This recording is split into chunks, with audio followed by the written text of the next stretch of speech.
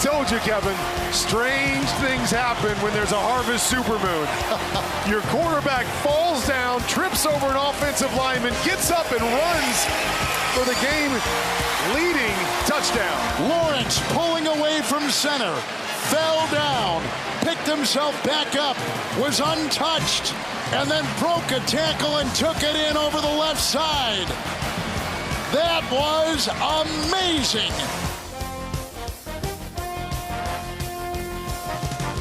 It's the Adam Gold Show. What's going on, everybody? I am Adam Gold. Turn my headphones down so I can still hear later. Victoria producing the program. Welcome to the day the National Hockey League starts the season. I love the month of October. Playoff baseball. Oh, we're going to talk about that. The critical period of the college football season. The beginning of conference play. We've got college basketball that will start soon. We're not quite there yet. The NBA is going to start in a few weeks.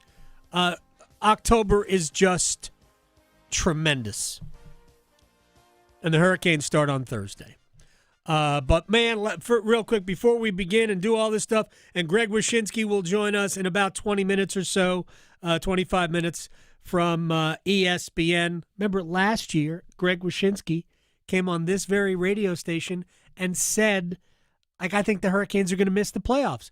And that was a fair thing to think last year, given the player attrition that Carolina had. You know, no Shea, no Pesci, Gensel in Tampa, all of that. I get it. Totally got it. I had faith that they'd be a playoff team, and I said so. Greg went the other way. Has Carolina in the Stanley Cup Finals this year. So we'll talk to him. We'll ask him why, and we'll get into all of that. So I'm very excited, even though the Hurricanes don't start till Thursday. We've got Hurricanes things to discuss. They released their opening night roster, which may or may not be their opening night roster. But we'll figure that out when we get to Thursday. Hurricanes now, but you have to submit a roster yesterday by like 4 o'clock or whatever time it was, and the roster, and we'll get into who's on it.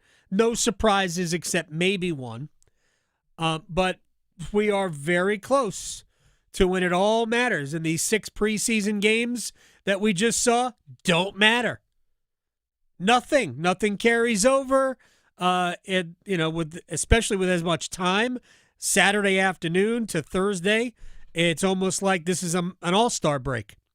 So the Hurricanes, they're not practicing today. They will practice tomorrow, and then we'll see if they even skate on Thursday. I'm not even sure they will. Anyway, we'll talk about the Hurricanes in a sec. That highlight of the Trevor Lawrence touchdown was ultimately the game-winning score as the Jaguars beat the Chiefs by the score. Was it 31-28? I think it was. Chiefs could not get into field goal range. They were a special teams mess yesterday. They were good, but not good enough. Jacksonville's ability to take the ball away. There was a pick six. So for a 99-yard interception return for a touchdown by Jacksonville by a defensive back that Patrick Mahomes did not see. And it was picked and ran back, broke a couple of tackles, and took it to the house. I mean, obviously that's a critical play, but Kansas City is not quite what we want them to be. And while everybody is telling you, until this, Kansas City. For me, if you watch them, if you think that is still one of the best 2 or 3 teams in the league, I'm not telling you you're wrong. I am telling you you are wishing it to be true. That doesn't mean it won't be true by the end of the season. But today, it ain't true. And if you watch the game-winning touchdown, somebody will have to explain to me, and I'm sure it will be brought up in Kansas City, why Chris Jones quit on the play. He quit on the play. Trevor Lawrence falls down, stumbles getting back up, falls down again, still has the ability to get into the end zone, and Chris Jones is just walking. Just walking. I would be pretty upset if I were Andy Reid, if I were Steve Spagnuolo, if I were that defense. My best player didn't play the final play. Yeah. That would bother me. I just Anyway, gave up.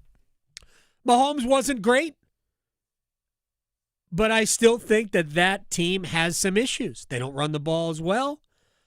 And Jacksonville's good. I don't think Jacksonville's great. That last drive was dumb. So they got the ball back with like 1:45 to go. They Trevor Lawrence scrambles for 5 yards. I think they have one timeout. He scrambles for 5 yards. Could have been sacked. Scrambled, but the play took forever. It took like 10 seconds with the whole play. He scrambles for 5 yards. They don't snap the ball till like 1:15, and he gets sacked. And I think they call the timeout then.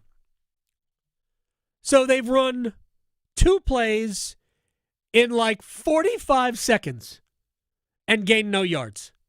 What are we doing? But on that third down play, he completes a pass down the right side of the field for, I believe it was that play. Man, I could have my plays wrong. That I thought Kansas City's number 35 had good coverage and misplayed the ball. Like, I think at the very least he should knock that pass down. It's a great throw, but the coverage was good enough. I thought that 35 could have made a play. Then 35 got completely lost on the next play. And ultimately, there was a pass interference in the end zone that put the Jaguars at the 1, and then the play where Lawrence falls down twice and still manages to break a couple of tackles and get in the end zone. Kansas City was done after that. But they made so many mistakes, penalties on special teams. The Chiefs just aren't the Chiefs. Last year's Chiefs, everybody remembers how many times they escaped games. They were like 12-1 in one-score games, or something silly. I mean, the Panthers almost beat them. The Chiefs needed a drive in the last minute and a half to overtake Carolina. But all year long, the Chiefs were fortunate to win games late. Now, you keep putting yourself in that position, and you have this ability to do that, like the Eagles have until this past weekend. Like, that's to your credit. That's not just luck. That is to your credit. But that was that was never going to last. And B, what it did was it masked the problems that the Chiefs were having. You know, like, I heard this. I need to look this up. How many times the Chiefs scored 30 points last year? I think the answer might be 0. I'm going to go check it out. But they did not have the prolific offense last year that everybody thinks they had. And because of that, they were kind of relegated to just figuring out ways to win.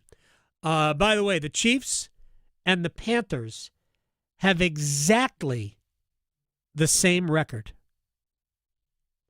I'm not sure what that means. Let that soak in. I'm not sure what that means. The Chiefs scored 30 points twice in the regular season last year. Never scored more than 30. They scored 32 over the Bills in the playoffs and scored in the 20s in the other 2 games. Of course, in the Super Bowl, they lost 40-22. Their defense is excellent. not great against Jacksonville, but their defense is excellent, and they're relying too much on it. Mm-hmm. So anyway, I thought it was a fun ending to the game last night and a bizarre final drive for Jacksonville, who I'm not sure looked like they were trying to win. I don't know what they were trying to do. Yeah. So that was. It was a weird week for home teams, like home teams that you didn't expect or anticipate to lose. Well, Jacksonville made it. If I get this correct, there were 13 games in the NFL. 14 games in the NFL this past week. 13 of them were on home fields. Minnesota, Cleveland played in London. The road team won 8 of the 13 games. 8. Mm-hmm. So Jacksonville made it 5 home wins.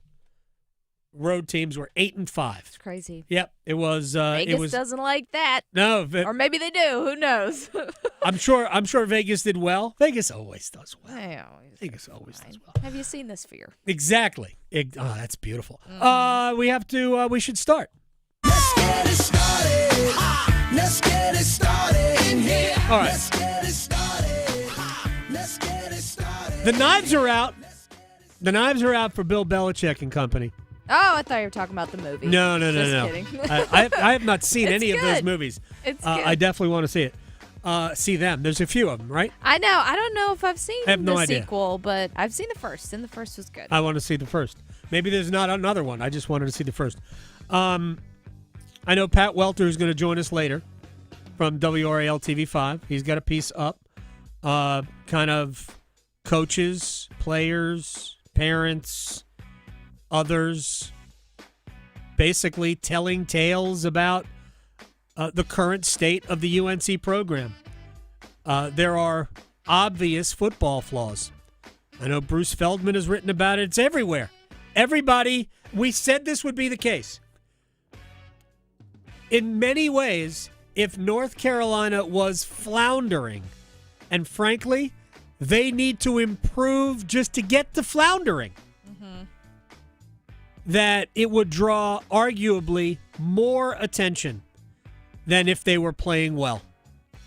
Because when you hire Bill Belichick, you hire a massive spotlight. Massive. We all knew what was going to happen. As I said before, there's no reason ever to move TCU versus UNC to Labor Day night. No reason. Nobody thought TCU was going to be great, and nobody ever thinks that about UNC. The season itself is indefensible. The 2 wins, The 3 losses, glaring. Awful performances in all 3. In every measurable way, North Carolina is terrible. Terrible. Unimaginative, overpowered. There's just nothing good at all about their 3 losses, other than the opening drives, which have been pretty good. Mm-hmm. Their opening drive against TCU looked great. Yeah. Their opening drive against Central Florida, I don't believe, was as good. They kicked a field goal. Well, they share that with the Panthers. Having sometimes. a good opening drive and then flopping. Sometimes. For the most part. There is a lack of communication on the sideline. The stuff that we are privy to seeing. You know, I know Bryn Renner with us talked about it yesterday. If you watched Clemson, Carolina, you saw Dabo Swinney, certainly happier times, but Dabo Swinney is in amongst his players. That's not Bill. That wasn't the way Bill was really in New England, and it's not the way Bill is here. And in some ways, it's maybe less so now. He is almost completely detached from his players right now. And this is not a criticism, it's just an observation. So that's the stuff that is visible. But if you believe in the reporting, and we're going to talk to Pat Welter at the top of the 2 o'clock hour. There's a lot worse. There's a lot more disturbing things. And nothing is bad. It's just dysfunctional behind the scenes. Here is Pat Welter from WRAL TV5 News with kind of a thumbnail on what's going on. According to multiple sources, UNC has a divided locker room, a disorganized staff, and an overall failure to communicate. A divide is natural when you have Mac Brown-era players and the 70 new ones Belichick brought in. But according to sources, preferential treatment and a lack of leadership has added to the discontent. One source said they don't fault the players. They fault the leadership that created this toxic environment. There's an individualistic mindset. Here are the example sources shared with us. Some players and their parents have better parking and stadium access on game days. Players who miss class and meetings aren't being held accountable. Players are selling their spare game tickets rather than sharing them with teammates. The non-travel roster players don't get to dress for home games, something you might see from an NFL practice player, but not in college football, adding to an overall lack of unity within the team. Parents say they have zero communication with coaches and were asked not to approach Bill Belichick, a stark contrast from the open-door approach of Mac Brown. One source said the lack of experience the coaches have is ridiculous. Belichick himself has been praised by multiple sources for his one-on-one coaching. It's his ability to run the program that's being questioned by parents and players. One source said, Bill shuts people out. He's limited in what he says. Chancellor Lee Roberts preached patience when discussing Belichick at a Board of Trustees meeting last week. Even after the Clemson loss, the feeling within the UNC athletic department remains the same. Given the investment they've made, patience is the path, but they also understand that they hired Belichick knowing he didn't have college experience. They would like to help support Belichick and the players. Belichick needs to be willing to receive it at the same time. It's a lot of interesting things there. I'm not sure the criticisms of the preferential treatment, parking. There was like some parents apparently have field access before the game and others don't. Some of that just, to me, is, I don't know, jealousy. I also don't know how much of it is 100% true, and I'm not questioning the reporting. But you are hearing from people who feel like they're getting the short end as opposed to, okay, here's what's really going on. Again, I'm not trying to question anything. I'm just saying we don't know. I'm sure the truth is somewhere in the middle. But the inexperience of the coaching staff, that's real. Inexperience at this level. Now, certainly nobody is more experienced in football coaching than Bill Belichick. And I think it's notable that he's been praised for one-on-one coaching, but at the same time, they're taking shots at the program for being as dysfunctional as they appear. Like anything else, the college football environment, day to day, is very different from what the NFL environment is day to day. In many ways, Bill wanted that to be more similar. And while it might end up being similar down the road, it's not quite there yet. And there's the stuff that I have read from other places speaks to the lack of talent. I still think the biggest problem that UNC has, and it permeates itself through everything, is that they just don't have enough Power 4 level players. There's a lot of guys, and this is what one coach anonymously said, I believe it was to Bruce Feldman in The Athletic, that I saw the players that they were beating us for in the portal, and I thought, wow, they're going to suck. He said they can play in the group of 5. They can't play there. And if you look at Carolina's results against Charlotte, which really wasn't that good, and Richmond, which was better, but still really not that good, you see a team that is just not good enough to play even in this league, which has not been its finest, the finest version of itself the last several years. And when at the beginning of the year, we looked at Carolina's schedule and went, oh my gosh, look how easy it is. They could go 6-2 against that schedule. Man, They ain't going to win 6 league games. They'll be lucky to win 3. You can go down their list. Their next game is at Cal. Cal's better. They're at least as good. I think they're better. Duke's better. Virginia, I don't know. How are they going to stop Virginia? State? I know State fans think, oh, we got issues. Yeah, you're going to score a lot of points on Carolina. A lot. I just don't know how many wins Carolina's got. So what we're seeing now, we're going to hear the rest of the season. But I do believe it's a longer term plan. And they got to figure out how to bring in talent and then how to cultivate a legitimate environment that leads to winning. Because these are things that Bill Belichick has never had to do. No. When you're in the pros, that is business. The players know it's business. It's not about a program. It's a business. It'll be fascinating to watch this going forward. And again, the people who said it would never work, I've said this from the beginning, greater chance that you're right than wrong, but we'll see how it goes.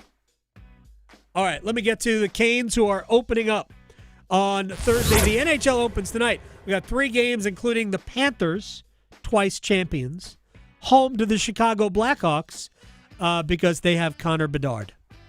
That's why. It's also an easy win. The odds certainly say that. Still like minus 280. Oh, even with all the injuries? Yeah, I mean, they're I know still it's good. Blackhawks, but Yeah, Blackhawks aren't any good. I actually think that Florida's still good, even without Barkov and Kachuk until, let's just say, the first of the year. Yeah.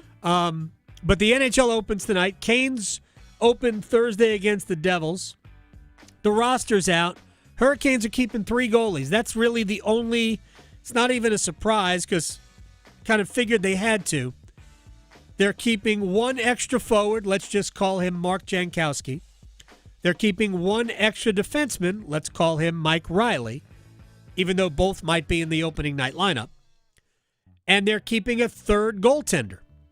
By the way, Giovanni Smith, I believe, cleared waivers and reported to Chicago, which was always the plan. That's why they signed him to a 2-way deal, not a 1-way deal. So he's going to be with the Chicago Wolves until the Hurricanes decide we need what you can provide. So Brandon Bussey is the goalie they signed off waivers or plucked off waivers from Florida, knowing that they were going to try and get Caden Primo, their 3rd goalie, through waivers and send him to the American Hockey League. Lo and behold, Toronto needs a backup for Anthony Stolarz, so Toronto claimed Caden Primo. Joseph Wall is their normal backup. He's away from the team for personal reasons. We don't know how long that's going to be. We don't know the nature of the personal reasons. They are family reasons. We only know, according to the team, that it is not substance related. It's not whether it's a steroid or recreational performance enhancers. It's not that it is a family matter and that we have no other information. So we don't know how long Joseph Wall is going to be away from the Maple Leafs.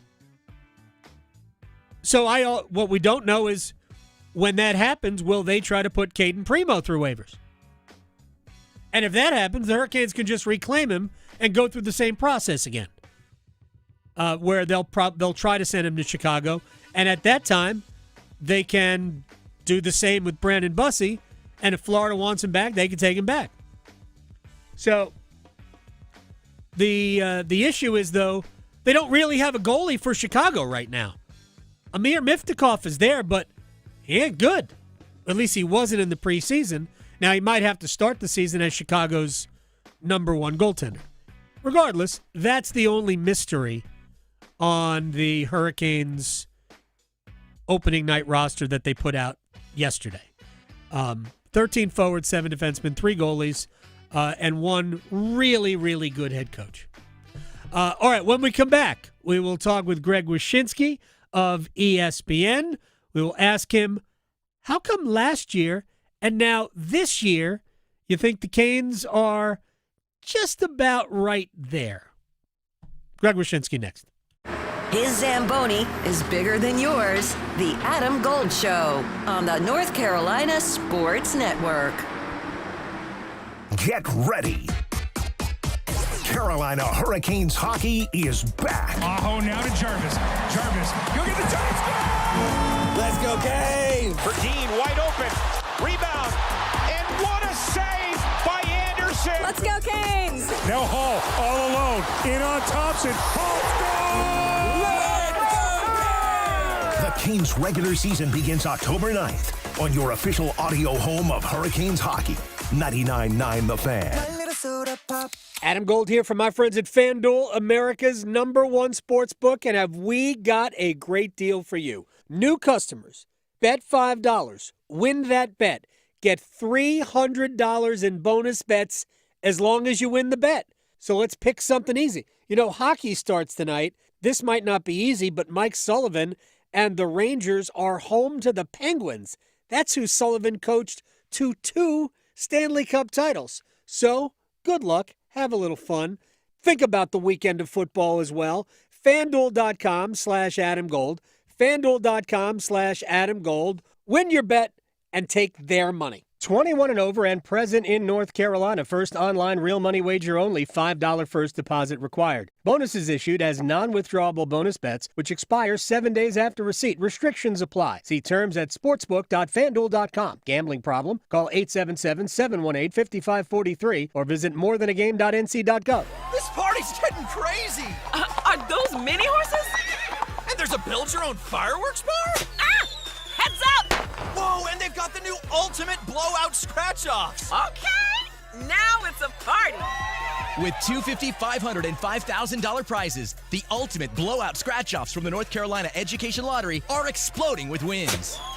Must be 18 to play. Approximate overall odds of winning are 1 in 8.26. Problem gambling helpline 877-718-5543. If you or anyone you care about is facing a family legal matter, call Cordell & Cordell today at 1-855-GET-LEGAL or visit CordellCordell.com to schedule your consultation. There's a lot on the line in divorce. This is Joe Cordell of Cordell & Cordell, the largest family law firm in the country, with over 35 years of helping clients navigate divorce. But being big doesn't mean less personal or less local. Our attorneys live and work in your community, and as neighbors, they understand the challenges your families face. Divorce touches all areas of your life: your home, savings, retirement, and of course, kids. So when you find yourself facing divorce, you need a partner you can count on. Visit CordellCordell.com to schedule your consultation. If you or anyone you care about is facing divorce, contact Cordell & Cordell today. With over 100,000 clients served, we understand the challenges you're facing on a personal level. Call Cordell & Cordell today at 1-855-GET-LEGAL. That's 1-855-GET-LEGAL. Joseph Cordell, licensed in Missouri and Illinois. CordellCordell.com. It is I, Juan Carlos Santiago del Santiago, the coolest man in the world. Yes, I am back in Raleigh. Do I go downtown with so many places to party? No, I go to the Sharky's place. The good food, the fine drinks, the coldest of beers, and of course, the many, many beautiful people. I always hang at the Sharky's place, the coolest bar in the world, because, well, it was built for me. Juan Carlos Santiago del Santiago, the coolest man in the world. The Sharky's place, 8800 de Raleigh Road by the Shelley Station. Get in the zone, AutoZone. Annie's first oil change wasn't as hard as she thought, because she went to AutoZone, where a friendly AutoZoner helped her find the right oil and save on an oil filter. He explained the job and showed her free how-tos on AutoZone.com. When she was done, AutoZone recycled her old oil for free. No hassles, just help. Everything you need, nothing you don't. Get in the zone, AutoZone. Restrictions apply. One Adam. Gold. One Adam. Gold. Is he married to a person or just himself? Because I feel like that's very Aaron Rodgery of him to have the twist in there. It's a very good question. Oh, I don't know. We still don't know if it's a person. Would he get down on one knee to ask himself over an ayahuasca? Yes. The Adam Gold Show.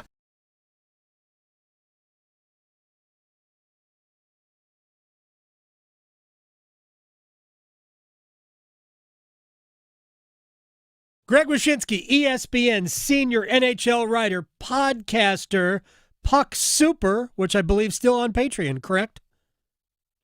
Yeah, I do things that are not hockey on Puck Soup for contractual ESPN reasons. But I have reunited with our friend Jeff Merrick. Yes. On his show, The Sheet, twice a week for an hour as a guest. Very nice. Not a host. and he's awesome. And I'm super happy to be doing Merrick versus Wyshynski again with him. Yeah, you guys are fun. All right, let's start with the local here. Last year, and this is not a big deal to me at all, and I don't think anybody really takes it that seriously, although your opinion does carry much weight, Greg Wyshynski. Picked Carolina to miss last year. You've gone the other way. Carolina to make it to the Stanley Cup Finals. Give your reasons. I don't know, the top 2 or 3. Yeah, first of all, this is not contrition. I'm not trying to suck up to Tom Dundon so I can get Trailblazers tickets here. But I just think it's interesting the journey that this team has taken in the sense of like they went for Gensel, he didn't re-sign. Because he didn't re-sign, they went for Rantanen. That lasted like 13 games, and the end result of the Rantanen thing is they end up with Logan Stankoven, they end up with Taylor Hall through the totality of the Rantanen trade, and then they end up with some draft capital that ultimately helps them land Keandre Miller. And so, like, as disastrous as that whole thing was for the franchise and how embarrassing it was, I think it did bear some good fruit for now and for the future. The reason I like them to emerge from the East is I love this collection of forwards. I think Stankoven is exactly the kind of player that you need to score the type of goal the Hurricanes have been chasing. Yep. I love Ehlers on this team. I think that his skill set fits perfectly for the system that they play. And again, they've built out that blue line again with Miller, who I think will be the next guy to go into Carolina and find a next, several next levels to his game. You throw him in a full season of Nikishin, and you're doing pretty good for yourself. Am I worried about Freddie Anderson's health? Undoubtedly. Am I worried about this team trying to hammer in a bunch of square pegs into a round hole at second line center with Stankoven and maybe Seth Jarvis? Of course I am. But they have draft capital and cap flexibility for later in the season to address some of these things, and we'll see what happens. Yeah, almost $11 million of cap space, which the Hurricanes have not had since the year they bought, I keep forgetting his name, from Toronto, which turned out to be the Seth Jarvis draft pick. They got a draft pick. The Patrick Marleau Patrick thing? Marleau. Yeah. I've always forgotten his name, Hurricanes legend Patrick Marleau, because he never got to town. They made the trade. They took the first pick. Then they bought him out, and they let him go play for San Jose one more year. I think very similarly about this team. My only fear really right now is that right now their mix on the blue line in terms of health is not great. I worry a little bit about a slow start. Miller has not played a preseason game. Slavin has not played a preseason game. Chatfield played one, then missed practice the next time, which was 2 days later. So I'm a little concerned about the health early on. But, yeah, I love the future of this blue line. Even if Nikishin has to play a third pair all year long, I think Carolina will be fine with that. I'm not sure how much power play time Nikishin is going to get, but he is the type of a defenseman they haven't had. Somebody who throws his body around, who plays a little bit of a mean game. So that is an element that they need. Ideally, they could find that in a second center and maybe find another spot for Stankoven in the top 6 or in the top 9. Regardless, they've got so much flexibility. I'm not so worried about Freddie's health because he's only got to be healthy. For me, he's only got to be healthy in April and May. Yeah, but then when he's not healthy in April and May, then, Chekhov is fine, but I don't think that we've seen him to be a cup-worthy goalie.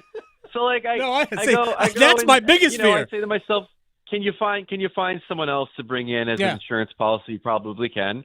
And then the second line center, this is where you're going to be able to go big game hunting at the trade deadline, not to try to find your next Gensel, your next Rantanen, but to find that guy who maybe has a flashy Stanley Cup ring on his finger already, who can come in and be the dependable 2C behind Sebastian Aho, and then reset your lineup.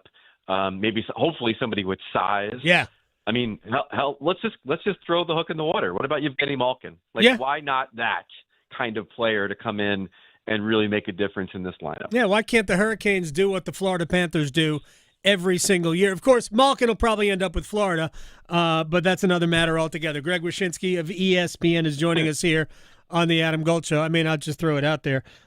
Speaking real quick about Florida before I ask you about the biggest news that happened the other day. I still think Florida is the best team. I just think that the gap is completely evaporated without Alexander Barkov for the year. They'll eventually get Matthew Tkachuk back.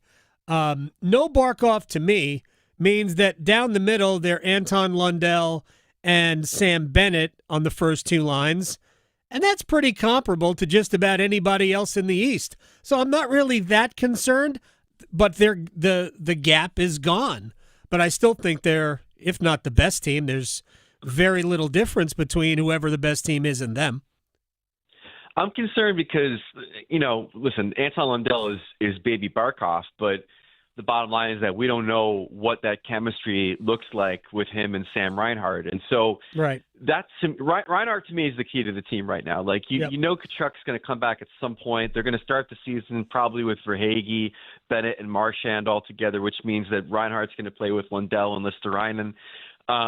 He's got to be able to show that he can drive a line and be as good offensively as he's been without Barkov there. And quite frankly, when you look at his numbers in the last two seasons without Barkov next to him, offensively, they're nothing special. Defensively, they're fine. Yeah. Offensively, they're nothing special.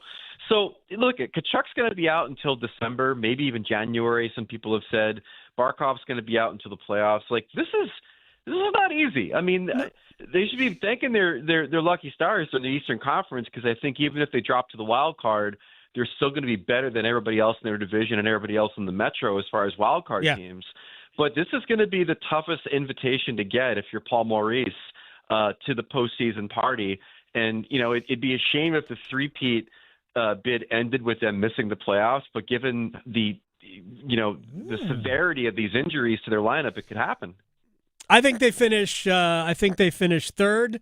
I think Tampa finishes first, and we get 500 penalty minutes in the first two games of the conference, I guess the division finals, if you will. Greg Wyshynski, before I ask you about Connor McDavid and that contract, I mean, what do you do? What is there anything the league can do based on 508 penalty minutes in two preseason games between those two teams? Yeah, lean into it and be happy you've got yourself an actual rivalry. Don't do a damn thing to make it to try to dull the impact of these matchups. For years the league has tried to sell rivalries that aren't really rivalries. We finally get one that looks like one where there's palpable hate. And oh, by the way, it's two really great hockey teams that have superstar players and have won Stanley Cups recently. The only thing holding it back from being something the league probably puts on a billboard is the fact that it's not Philly and Pittsburgh. Right. It is two places that don't have the same level of robust fan support as traditional markets do, unfortunately. But this is great for hockey. I mean, I've been saying since it happened that this is the kind of thing where you treat it like it's a marquee college football matchup and be like, hey, casual fan, watch the Battle of Florida. It's going to pop off. Something will happen. Pretend you're mad, and then go, thank you very much. It does remind me of Colorado, Detroit back in the mid 90s. All right. Connor McDavid, 2 years, $12.5 million average annual value.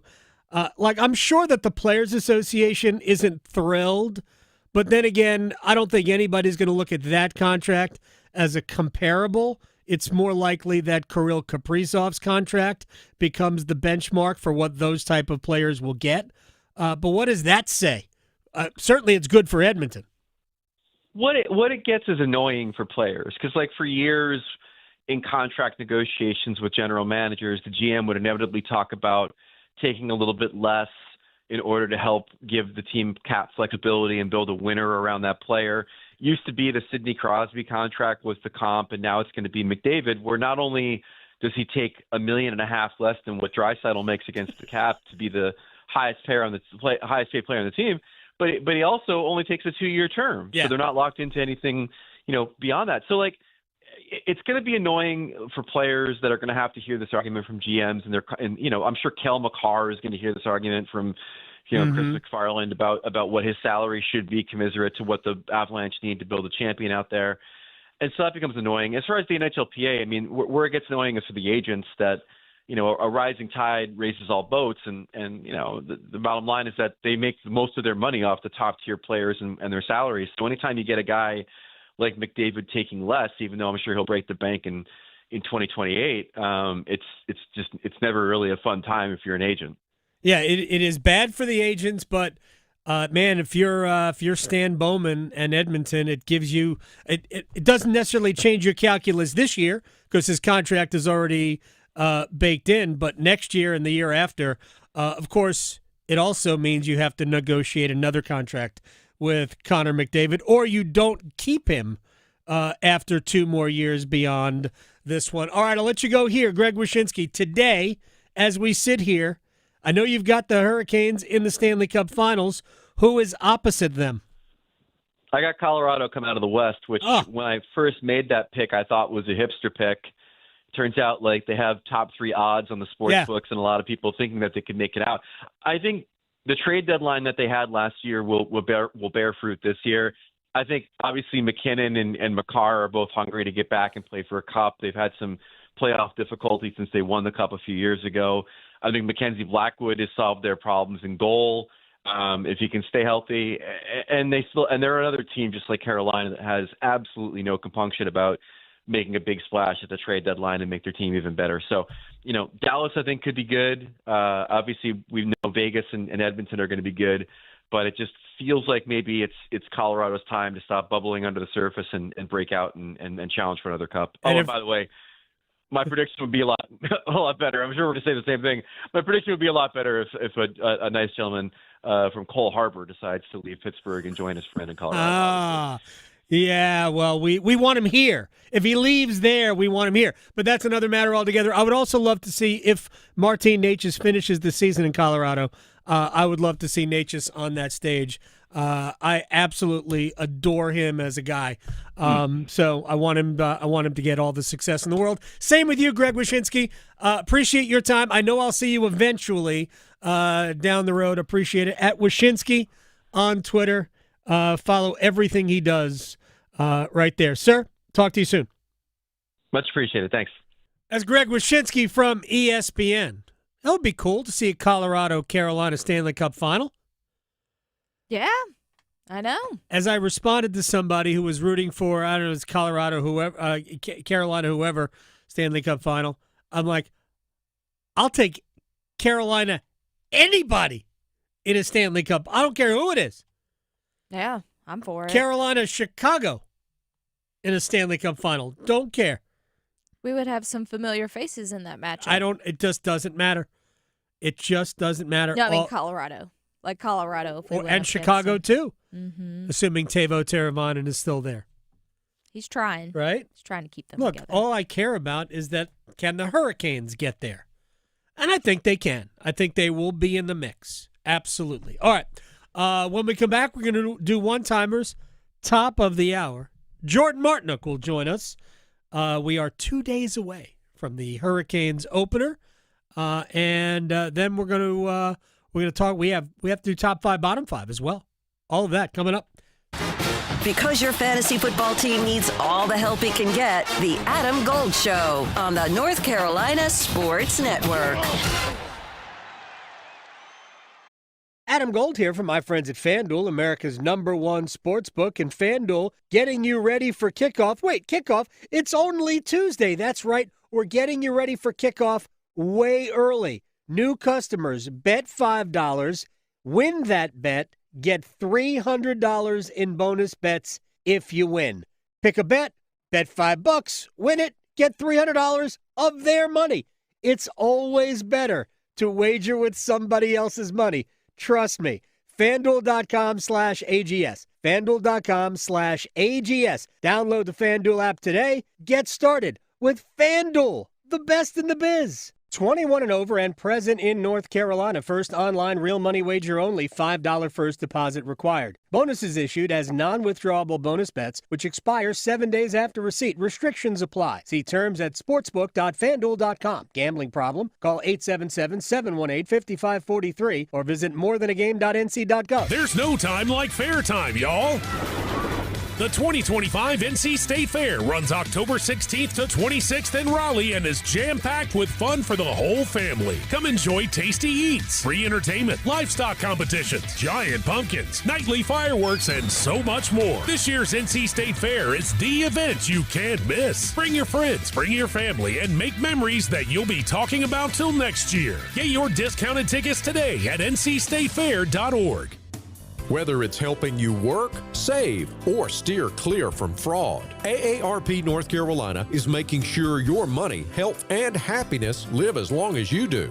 Each week, AARP Without Limits meets people and explores topics to help improve how we live and age in North Carolina. You can also learn more about getting the most out of life by listening to AARP Without Limits, wherever you listen to your podcasts. You don't need a 4-year degree to have a rewarding career that makes a difference in people's lives every day. As a public power line worker, you'll build and maintain a locally owned and operated electric system to keep the lights on in your community. 4 months in a community college program provides the training you need to begin your career as an apprentice line worker in public power. And being a local government employee in North Carolina comes with excellent benefits. To learn more about line worker and other public power careers, visit electricities.com. As a school nurse, I feel like we're really that contact for the schools between the Department of Public Health and what goes on in the school system. The face of the Department of Public Health in our school is our nurse, Nurse Emma. All the communication that she was receiving and direction she was receiving, she made sure to communicate with us and be a wonderful partner with us. These kids need their routines. NC Public Health. Everywhere, every day, everyone. Help DEA keep our community safe and healthy by participating in National Prescription Drug Take-Back Day, Saturday, October 25th. Take action right in your own home by cleaning out your medicine cabinet of unneeded medications. Keep them safe, clean them out, take them back. Find a collection site near you at DEATakeback.com. Do your part to lower overdose deaths and prevent prescription drug misuse before it starts. That's DEATakeback.com. North Carolina ranks second in the nation in potential agricultural land lost by the year 2040. The NC Forever Farms program supports the preservation of family farms through permanent agricultural conservation easements and has received a record number of applications for 3 straight years. Landowners interested in preserving their working farm through the Farmland Preservation Division of the North Carolina Department of Agriculture and Consumer Services can learn more by visiting ncadfp.org. One Adam. Gold. One Adam. Gold. Is he married to a person or just himself? Because that, I feel like that's very Aaron Rodgery of him to have the twist in there. It's a very good question. Oh, I don't know. We still don't know if it's a person. Would he get down on one knee to ask himself over an ayahuasca? Yes. The Adam Gold Show.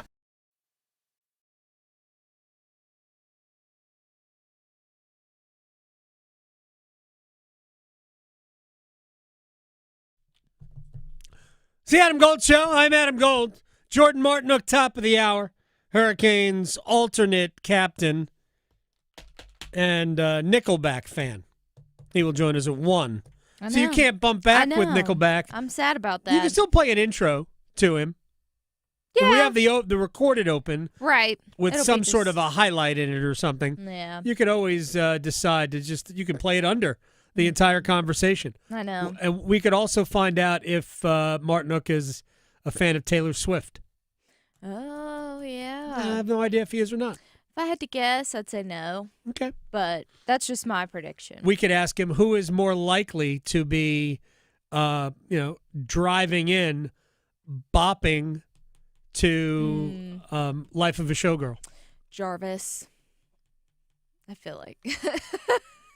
This could get fun. Oh, yeah. All right, well, that's coming up in a little bit. Right now, it's time for one-timers. Okay, so lots of questions. You can put them in the YouTube stream or at me on Twitter because this one actually came from Twitter. And it is, which team is most likely and least likely to come back from an 0-2 deficit in the MLB playoffs? I really hate that my Cubbies are option A. Option B is Yankees. C, Phillies. Most likely? Well, it says which team is most likely and least likely to come back. Most likely is probably the Yankees because they will have Carlos Rodon. And really what we're talking about here is forcing a Game 5. Mm-hmm. So the Yankees will have an advantage on the mound in game number 3. I actually think the Rays have a bullpen game scheduled for game 4 if they get that far. If you're the Rays, I'd figure out a way to win this one. Jays. The Jays, yes. Yeah. You don't want to put yourself in that position. Mm-hmm. The least likely is the Phillies. Yeah. And it's for this reason. It's not because they can't. I think Aaron Nola is going to start game 3. What I watched, and we're going to talk about this with John Manuel later, what I watched in the 9th inning was a team that refused to take advantage of what they had on base and really go after winning the game. They played to tie the game, not win it. Guess what happens? You lose. They did. An embarrassing 9th inning, I thought, from Philadelphia. But we'll talk about that later. Philly, least likely. Yeah. Dodgers that's to me. Dodgers The Dodgers. You had an opportunity to steal one. Yeah. From Yes. LA last night, and you said, nah, never mind. I don't really want to. No. Yeah. I was angry. I don't even care for the Phillies. And I was angry. Yeah, I So, know. there you That was crazy. Next up, so we've got, is UNC better than PSU? I think so. I'm a PSU fan currently in recovery. Is this what it's like to be a Jets fan? Just taking shots everywhere. I know. Wait a It's going second. all over the place. Is UNC better than Penn State in what? Good question. In football? Maybe everything? No. I don't know. In baking cakes? I don't know. I think UNC would finish in the bottom third of the Sun Belt of Conference USA. I think Carolina's terrible. Penn State just isn't right now as good as they need to be. Maybe play a better non-conference schedule, although that might have just exposed Penn State's inability to play well in big games earlier. But the UCLA game, to me, that's an outlier. It happens, unfortunately. And it probably will cost them a playoff spot unless they win at Ohio State. And that's it. Going to have to win at Ohio State. And then, of course, beat Indiana at home. But your margin for error is gone. Yeah. So, Well, we've got a few about our Carolina Hurricanes. First up from Harry, news on Hurricanes president moving on seemed low-key. Is there one in process already or any concerns about a team president otherwise? it's interesting here. I don't know. Look, I have a personal friendship with Doug Worf. So I'm not happy that he's not the president of the Hurricanes anymore. But great guy. Yeah, it's tremendous. Doug also spent, 5 years away from the organization, doing his own thing. My understanding is, I don't want to get into his personal business in terms of what he's going to do now, but Doug's going to be fine. Doug is an in-demand type of a guy. But I am fascinated by other people's fascination about this because, honestly, Doug is not... I'm not saying Doug is not great at what he does. The organization, I said this yesterday, the organization is better today for him having been a part of it twice. But it's not a topic of conversation anywhere. Anywhere. It's funny. This whole thing cracks me up. What's the real story? Sometimes people just part ways. That's the real story. Hate to bring that up, but it's just, I don't want to say it's not a big deal, but it's not that big a deal. But I do love Doug Orff. All right. Asheville to Wilmington, Boone to Durham, the Adam Gold Show on the North Carolina Sports Network. Get ready. Carolina Hurricanes hockey is back. Aho now to Jarvis. Jarvis, go get the Jarvis goal! Let's go, Canes! Verdeen wide open. Rebound. And what a save by Anderson! Let's go, Canes! Now Hall all alone. In on Thompson. Hall scores! The Canes regular season begins October 9th on your official audio home of Hurricanes hockey. 99.9 The Fan. Hey hockey fans, it's Trip Tracy. If you're ready to upgrade your outdoor living space, look no further than TimberTech Decking and Railing. TimberTech is the #1 premium composite decking brand, and it's tough enough to handle anything. It looks just like real wood, but without the costly maintenance of a wood deck. It won't rot, warp, splinter, or peel, ever. And it's backed by industry-leading warranties, so your deck will last year after year. Connect with a local contractor or order free samples at TimberTech.com to see the TimberTech difference for yourself. TimberTech, everything wood should be. Struggling with high interest debt? You can pay it all off in days with Loan Pronto's Rapid Equity Loan. Hey, it's Dennis Cox. Get cash out now without touching your low-rate first mortgage. No appraisals, no waiting, no BS. The Rapid Equity Loan program at Loan Pronto is amazing. One Loan Pronto client just got $300,000 approved in under 24 hours. They paid off debt, renovated the kitchen, and cut their monthly expenses by $1,800. That's a huge turnaround. Loan Pronto, instant approvals, low rates, no hard credit pull up front. Listen, your home equity is yours. Use it. Get cash to consolidate your debt down to one easy low monthly payment. Call Loan Pronto now for a free instant appraisal for your home and see how much cash you can get today. Loan Pronto is A+ rated by the BBB and have nearly 2,500 5-star Google reviews. Their service is off the charts. Call now to start the conversation. 919-381-1760, loanpronto.com. 919-381-1760. Get debt relief now. loanpronto.com. Equal housing lender. NMLS 166171 on approved credit. NMLSconsumeraccess.org.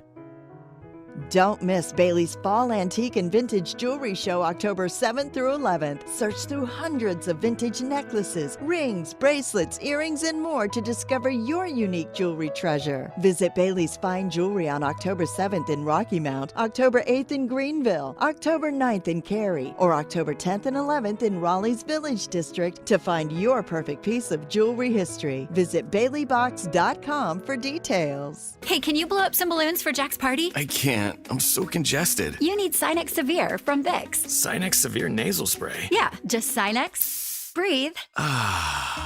Sinex Severe instantly relieves nasal congestion and works 6 times faster than nasal decongestant tablets. The 12 hours of relief allow you to get back to the moments that matter without congestion. Daddy, we need more balloons. On it. Try Sinex Severe from Vicks. Just Sinex. Breathe. Use as directed. When it comes to mixing drugs, you may think you have a safe approach, but the bottom line is, mixing drugs is never safe. It can cause serious health problems like a heart attack or brain damage.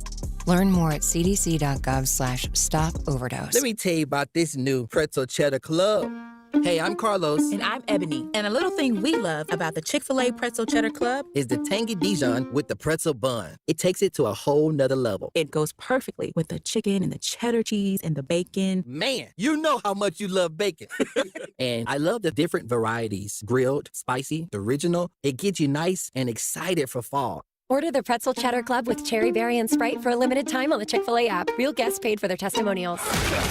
This hour of the Triangle Sports Leader is powered by Ritchie Law Firm, injury lawyers. Ritchie Law is on top of it. Go to ritchielaw.com. That's ritchielaw.com. Broadcasting live from the Lenovo Studios. WCMC HD1 Holly Springs. 99.9 The Fan. The Triangle Sports Leader.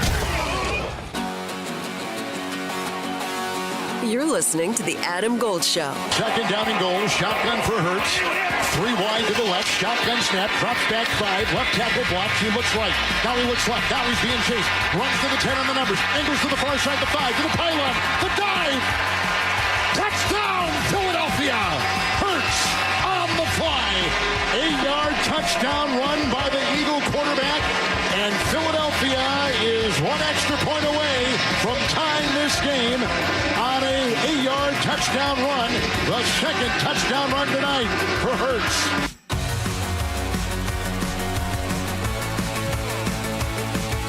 It's the Adam Gold Show. I am Adam Gold. Victoria on the ones and twos. Jordan Martinook in a little bit. That touchdown last night was funny. Like, also the interview, the post-game interview on the field by Trevor Lawrence, and I guess it was Laura Rutledge of ESPN, where he said, like, I was just going to get up and throw the ball away to stop the clock. Yeah. And then he saw like, hey, I might have an opportunity to run this in. After sheer panic. Like, that's what he said. It was sheer panic. Mm-hmm. It was a really honest assessment of the play. Yeah. And I think Trevor Lawrence is growing into being a good quarterback. Remember, he was the first overall pick as well. And honestly, I'm not sure. I'm not sure he's ever going to be amazing, like first overall pick material. We could say the same thing, obviously, about Bryce Young or Caleb Williams. But he makes plays, and he made a bunch of plays last night. He was fun to watch. He had 2 touchdowns running. Patrick Mahomes had 1 as well. But I still think the story of last night was the losing team, because every time they win a game,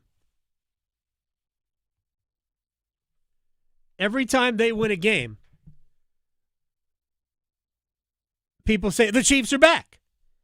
And I'm not entirely sure that the Chiefs are back. Yeah. And I've been saying this. Yeah. Travis Kelce's ready to be Mr. Swift. So, maybe. Well, I mean, I wouldn't blame him. I thought he was fine last night. It was okay, but I'm just saying. It was just a joke. But, yeah. Who knows? Andy Reid's still great. If he wants to be Carolina Panther head coach, I would take him. Well, okay. I agree. I think Andy Reid is still great. And I'm not suggesting for a single second that the Chiefs need to move on. But there is something bad about, something off about that team. And they certainly have enough weapons. They're not running the ball. It is possible that their offensive line isn't good enough. Just isn't. Because they don't have a consistent running game.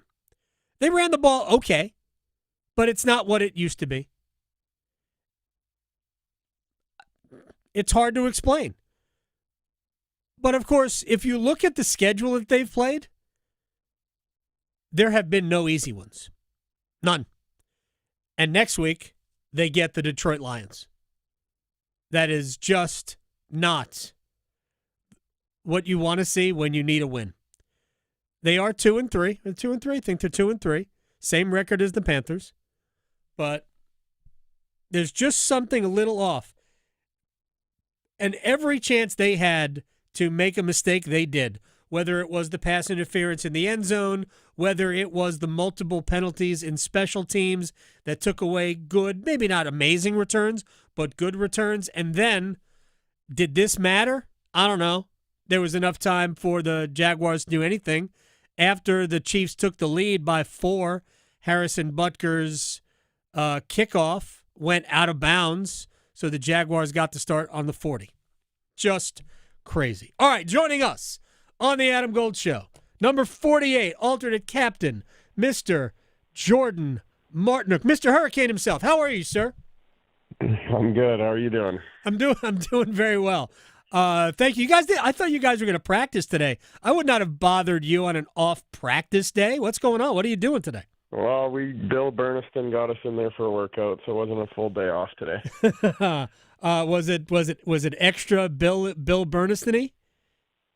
No, it was standard. If we have 3 days in between, we usually never. I feel like skating 3 days is pretty, unless it's training camp, which I guess you could still consider we're in a little bit. But no, you try not to skate 3 days in a row, so we get a little lift in between them.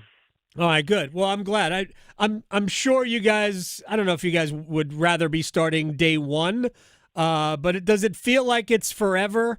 You know, I realize you guys played Saturday and it was basically the NHL lineup in Nashville, but it's one game in like a 10-day span between preseason game number 5 and the opener feels like a long time. Yeah, no, for sure. I think in training camp can kind of get dragged on a little bit. So, and I didn't even know games started tonight. So it would have been nice if we could have started tonight, but it is the way it is, and we'll get going Thursday, and we're pumped about it. I guess you're not planning to watch Florida and Chicago or Rangers Pittsburgh or L.A. Colorado. Well, I'll probably tune into the Colorado game if it's not past my bedtime. But I got there's a big Blue Jays baseball game on tonight that I will be tuning into. Oh, after the season ticket member signing that is happening. So I might be having my phone underneath the table. So if I'm not all in on the season ticket signing, then forgive me, season ticket holders. Well, I'm sure, you know what? There'll be some Yankee fans there. I'm sure you can watch. You guys can watch the game together. Do you think it's the Cary Yankee fans of or course. the actual New York fans? No, both. But they're the same. Okay. Unfortunately, it's crazy. I've been here long enough. I know that there's the Cary Yankee fans and the Cary Ranger fans. That speaks to my longevity as a Hurricane. Yeah, that's why I called you Mr. Hurricane. See, I tell people that all the time. They get mad when the Rangers come here and you get that cluster of Rangers fans in the corner and everybody's complaining. I say those people are just going to be back 2 days later wearing Hurricanes jerseys. They can't quit. What they grew up with. That's like you're a Blue Jays fan. Yeah, well, I'm a Canadian, and that's our only Canada's only team. Tell Raleigh gets a team. I'm a Blue Jays fan. All right, so what happens if Tom Dundon brings a Major League Baseball franchise to Raleigh? Well, then I gotta hope my knees hold out, and I can be the bullpen catcher until I'm about 65. Were you a catcher when you were a kid? No, I just think a bullpen catcher would be a pretty sweet gig. Oh, man. Just warm up the pitcher and then just go watch the game, eat sunflowers. I'll have to wear a tin cup. Jordan Martinook is joining us here on the Adam Gold Show. Do you, like, the approach to a preseason game? Like, part of me feels, I know you guys I think you only played in the one. No, you played in two. You played in two. Yeah. You were very ready with that. What is the approach when you're going out onto the ice getting ready for that game? I mean, you don't treat it like a regular season game. I don't know how you do it. So you explain it to me what the difference is for you. Well, I think I've told you before, it doesn't matter if it's a preseason game or regular season game or a playoff game. I kind of have a certain way that I play, and I think the two guys I'm playing with right now, we also have a very similar way of playing. So I think for me, for Jordo, for Will, it's like trying to get the game going, the cycle game going, the grinded out game, which is not always fun to do in preseason. And sometimes it's harder to do because you're playing against guys that maybe don't know their systems as good. And I feel like when you're on it and you're playing, the NHL is very, very repetitive, as in you play guys that all kind of play the same systems and pretty much are bang on knowing how to play them. And when you're going up against somebody that maybe doesn't know how to do it, it kind of throws you for a loop. So sometimes preseason's harder to play in because you're kind of thrown off on what some guys are going to do. But for me personally, it's just trying to get the legs going, get your game legs back, and try and make sure your lungs keep up to your legs. How close were you to being like in season ready in terms of your endurance, your lungs? Yeah, I think they're there. I now have 3 kids, and they go to school and come home with sickness. So I picked up a little something from my kids. So trying to get rid of that, and then I'll be good to go. But yeah, and obviously the first game of the season, you play with a ton of adrenaline, and the first game is you play with a little extra juice. It's like just. You got a little nervous energy because it's the first game of the year, and you're just excited, and you get a little more juice in that game. So the lungs will be fine Thursday. Jordan Martinook is joining us here on the Adam Gold Show.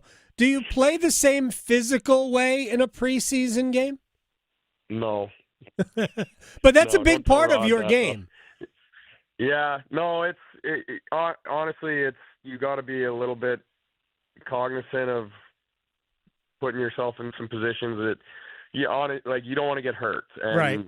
That's something I know Jordo blew or did something in Pittsburgh, and he's like I hate preseason. So yep. it's such a. But you need to do it because you got to get ready. But definitely got to be aware of your surroundings a little bit, and don't put yourself in a position where you're going to miss time in the regular season, because obviously that's when we need to be playing. One quick thing about Jordan. When I talked to him at the first day of training camp, he looks leaner to me. Does he look the same to you, or did I just imagine that? He looked fantastic. Yeah, well, when we had our shirts off side by side at Bald Head Island on Labor Day weekend, I was thinking he looked pretty lean as well. So, yeah, no, he looks great. Obviously, 20th season, that's a feat in itself, and to watch him come in every day, do his thing, and it's a treat to watch, honestly, and it's not slowing down. So it's fun to be a part of. Yeah, it was a nice pass he gave you the other night. Yeah, it was. Well, then our sons play together on the same hockey team, and the next morning we had our son's game, and my son gave a pass to Jordan's son Henry, and it was also a really nice play. So it was Saturday night was Stahl to Martinook, and then Sunday afternoon was Martinook to Stahl. It's pretty fun to go watch those guys. That is tremendous. Now, when you scored that goal, is there any thought at all to, man, I should have saved it for the regular season? Oh yeah, 100%. You don't want to be wasting them, but then it's nice to get the confidence. So right. Yeah, no, that's always the joke. You don't want to spend any of them in the preseason, but that's all right. Hopefully that's just the springboard to what more to come. To the physicality, and Jordan Martinook is joining us here in the Adam Gold Show, to the physicality that you try to avoid, I guess, during preseason games. What was your reaction to the Joakim Kemmel hit on Andre in overtime on Sunday? I guess it was Saturday afternoon in Nashville. Well, yeah, obviously I didn't like to see that. Svetch is obviously one of our best players. You don't want one of your guys getting hit like that. And it's such a unique time of the game. You're in overtime. You're usually it's the skills competition, and by that time, I know I'm not playing overtime unless we're penalty killing. So I'm more of a cheerleader when it comes to overtime. And you're just obviously there's 3 minutes left in the preseason for us. You're hoping everybody's going to make it through, and then that happens. So definitely didn't like seeing it. Not, I guess, much we can do in that instant, I guess. But, yeah, if obviously we'll see when we play Nashville if he's around and if what'll happen. Yeah, he did not make the – I was surprised because he scored the goal in overtime on the power play. That was a fairly cheap penalty on Aho, was it not? Yeah, but I feel like they told us it was a clean hit, and then Fishy gives them a couple whacks. It's the NHL. That's what happens sometimes. All right. Hopefully this isn't being listened to by any of the referees. Honestly, Jordan, this is just you and I talking. Yeah. This is just you and I talking. All right, now it's just a couple of fun things, and I'll let you go. What did you think of the Seth Jarvis episode? Have you seen it? The multi-series Amazon documentary. I have seen it. I thought it was really good. Didn't think he gets that down on himself, and I guess we got to try and build him up a little more. But Right. no, I think it was good for him to, I guess, be raw and show that side of him. I think people might think he does it more often than not, which is not the case. There's a lot of times where it comes off maybe like that, and there's sometimes that it is probably 100% authentic, but then there's sometimes where he's making fun of himself too. So I feel like I don't want people to think that like Jarvis this like fragile emotional mess, because he's not. But it is, he can still show that he has that side to him, which was obviously good for the fans and the people watching to see that he's not all fun and games. He Right. can have a serious side to him. He's incredibly serious about what he's doing. Do you think Bill Bernison appreciated the opening scene where he's talking about candy that he likes? Well, I think Jarv can eat whatever he wants, because he came into camp looking pretty. He looked a little leaner than Jordo actually. So Jarv had a good summer. So if he needs to have a couple clusters of whatever he likes, then he go ahead. All right. One more thing about hockey, and then one thing about music, and then we're done. Who has the breakout season? Ooh, breakout season. I'm Yeah. going to say Sean Walker. Ooh, I like it. I'm going to say Sean Walker, just because I think he might be with Slavo early on, and I think whoever gets to play with Slavo can maybe let their hair down a little bit, as you've seen from years past. Yep. So, and Walks can skate, probably one of the best skaters on our team, and him getting up in the rush, and I think it'll be a coming out party for him this year, which I'm excited to watch. Yeah, and of course we remember he and Andre. I know that's an off the board answer, and people are probably hoping like Blake or Stanky or something, but I think I thought from the heart there. That's good. I like it. We remember Walker and Andre combining on the goal that ultimately beat the Washington Capitals in that series. And finally, Taylor Swift's album came out last week. Are you a Swiftie at all? No? I like some of them, but Okay. I couldn't tell you that I knew her album came out last week. So Okay, maybe I'm not a Swiftie. You are definitely not a Swiftie. They all downloaded it at midnight. I waited a couple of days. Who is most likely on your team to be bopping on the ride into the rink listening to Taylor Swift?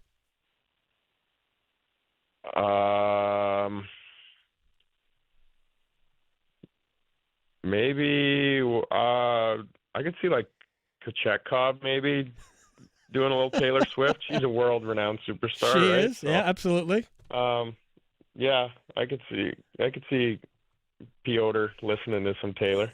Look, I would recommend 1989, the album, as opposed to I'm the a big Life of a fan Showgirl. the song Lover. I'm a big fan of that song, so I don't know what that one's from. Has Nickelback ever covered it? No, they haven't. All right. Well, maybe they should work that in. Jordan, I appreciate you can karaoke it. Yeah, I can karaoke Lover. I 100% could do that. I sing it to my daughter all the time. I love talking to you, man. I'm sorry to bother you on an off day. I appreciate your time. I'll see you Thursday for the opener against the Devils. Be well. Sounds good. Thanks, Adam. Have a good day. You too. Jordan Martinook here on the Adam Gold Show. All right, when we come back, NFL stuff. Top 5 bottom 5. Also, North Carolina. The knives are out. Not only nationally, but we're starting to see it locally. By the way, Pat Welter has a piece on WREL.com, and we're going to talk to him at 2 o'clock. But the knives are out for UNC. A lot of people who are mad that it looks the way it does. That and top 5, bottom 5 in the NFL next. Delivering more hits than the Canes forecheck. Shoot, he scores! The Adam Gold Show on the North Carolina Sports Network. Listen every afternoon for The Drive with Tim Donnelly. It's not enough to just say it's Bill Belichick's first year. He wasn't supposed to win. The issue is other coaches in their first year have won around the country in many different situations, and they haven't been given all the resources that Bill Belichick has been given. The expectations are higher, but for a reason, and he's not living up to them. The Drive with Tim Donnelly, 3 to 6 on 99.9 The Fan.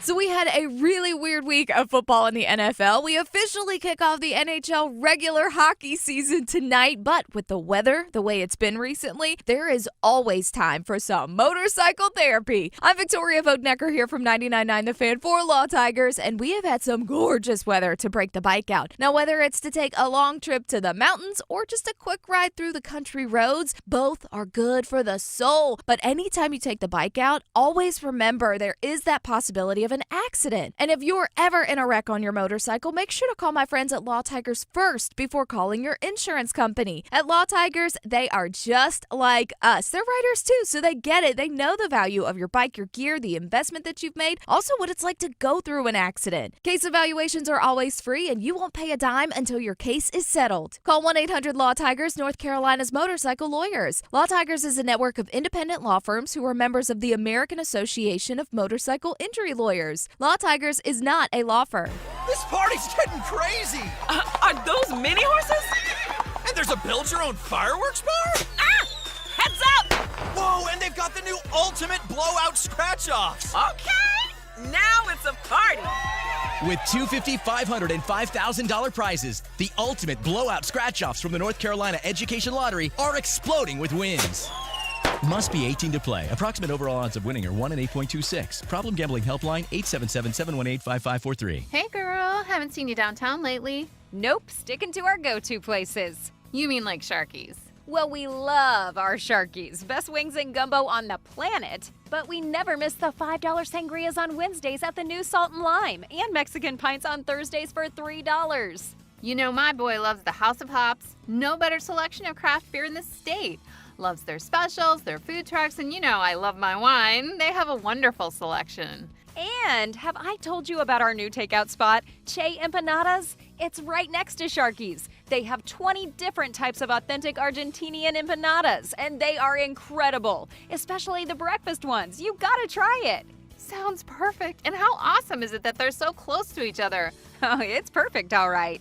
Give them a try. Che Empanadas, House of Hops, Salt and Lime, and Sharky's. Just a hop, skip, and a jump from each other off Raleigh Road, Glenwood, and Grove Barton. Here's Megan with Parkway Sleep Centers. Are sleepless nights affecting your life? Parkway Sleep Health Centers can help. We've treated sleep disorders in the Triangle and beyond for over 20 years. We offer sleep studies, office visits, CPAP machines, supplies, and more. And our streamlined process allows us to see you sooner and usually saves hundreds of dollars. End sleep problems. Live your best life. Experience the Parkway Sleep difference. Visit parkwaysleep.com and start your journey to better sleep today. Parkway Sleep Health Centers. Sound sleep. Sound health. Want to score points with your boss? Recruit RoofWorks to your building maintenance team to handle your commercial roofing needs. Hi, this is Holly with RoofWorks. We've helped hundreds of Triangle businesses with their commercial roof maintenance, repairs, and if necessary, total replacements. Our pros come to your site, assess your roofing needs, and then give you a range of options to fit your budget. And we'd love to work with you. For roof maintenance and repair, contact us today at roofworks.com. That's roof, WERKS.com. This is Adam Gold. Steve Bettman take all that time to walk out, then to see the pick, bro hug no less than 20 guys on his way up there. And then in this draft house. They just moved this wall like The Price is Right. I don't know. It's a showcase showdown back there. I know. That would be great. So we should spin a wheel, Yeah. right? Exactly. The Adam Gold Show.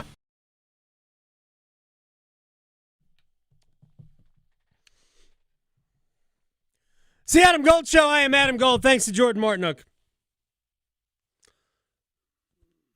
Pyotr Kochetkov most likely to be listening to Taylor Swift, though Martinook did. See, the answer is probably Martinook if he's singing a Taylor Swift song to his daughter. Yeah, I was going to say, does Pyotr even understand it? Like, does he?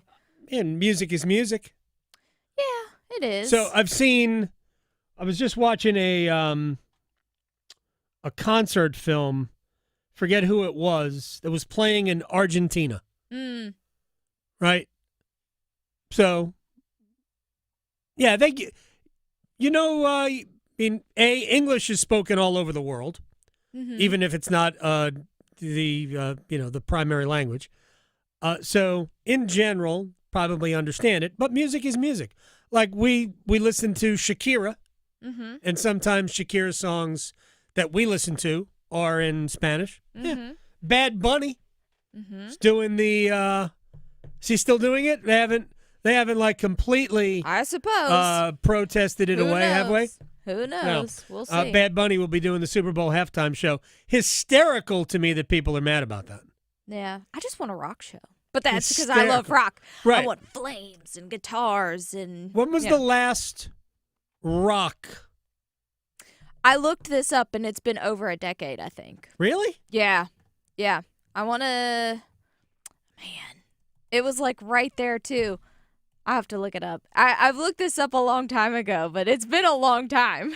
All right. Well, let's real quick because, Wikipedia is good about these things. The Who in 2010? Was that it? Yeah, I get. That's what they're saying. This also says I would not classify Maroon 5 as a rock band, but that was 2019. I agree with you. Lenny Kravitz was 2015, so sort of. But yeah, The Who was Timberlake 2010. would be the closest. Coldplay. Rock? No, he's pop. Yeah, he's pop, but it's more mainstream music. Coldplay, Katy Perry, Bruno Mars. Yeah, it's been very Beyonce. Madonna before then. Wow, we do have to go all the way back to the Who's and the Who's. Those. The Who's, the what's, the when's, the where's, the why's. Right? Yeah. The Who in 2010. My gosh. That's too long. Springsteen was the year before. Tom Petty. It was a run of rock. Yeah. Prince. I know. Still the best, by the way. Oh yeah, that was a great show. Prince. Have you seen there is a video about that. No. That halftime show. No. Yeah, if you go to YouTube and type in Prince halftime show, there'll be the people who helped put it on give you behind the scenes info about it, while at the same time letting you see the halftime show. Oh, it's a really insightful thing. Prince was in a driving rain. Oh yeah. Right? Yeah. And he's got the stage was made out of a material that would get super slippery. He's wearing, his trademark heels. They were worried, not only the electricity, because of the rain, and Prince was like, bring it on. I would be, he was Prince, fired up for it. I would be nervous. But yeah, Stones, Paul McCartney, that was a run of rock. I know. Tom Petty was in 2008. I mean, the Rolling Stones, 2006. Come on, man. Who do you want? Give me who you want to see. Oh my gosh. On the halftime show. Well, that's the problem because you also have to make it mainstream. Like I've got a laundry list, but then there'd be people who'd be like, I don't know who that band is. Somebody that you like that would I also think be Fighters popular. Foo Fighters. Foo Fighters would be great. Metallica is actually from where the halftime show is now, so I'm kind of surprised that they didn't go with them. But Metallica, a lot of people like Metallica too. But yeah, Foo Fighters is always fun. They put on a real good show. Do they? Okay. Yeah. So that's Victoria's vote. Foo Fighters. Yeah, but nobody ever listens to my That's fine. It's all right. All right, we're gonna do top 5, bottom 5 in a minute. But let me just spend a couple of seconds on. Actually, rather than me address UNC, I want you to hear Pat Welter is going to join us at the top of the hour. He filed this for WRAL TV5. Carolina is 2-3. The 2 wins are against teams that I think Rollsville, although Rollsville's had a tough year, maybe Providence Day in Charlotte, that they could beat. And the 3 Power 4 teams that they have faced have absolutely taken them to the woodshed. Here's Pat Welter.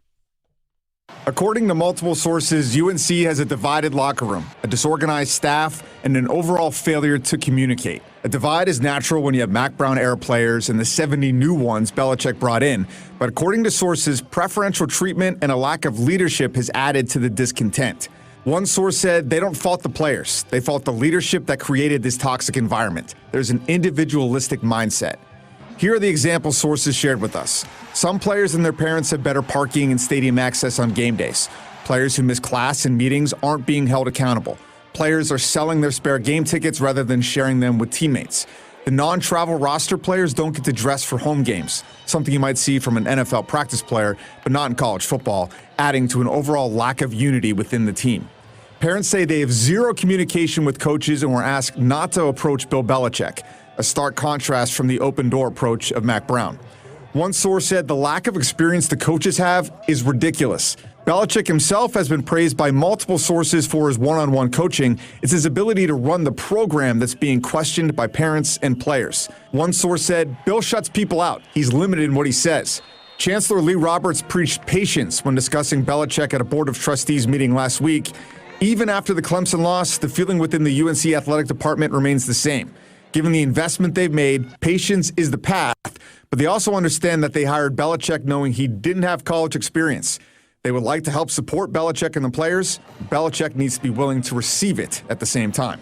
All right, so, like, a lot of the stuff in the beginning is sort of petty in terms of the discontent among parents, players, things like that. You know, parking and tickets and lack of accountability. I'm not saying it's not important, but it just sounds a little petty.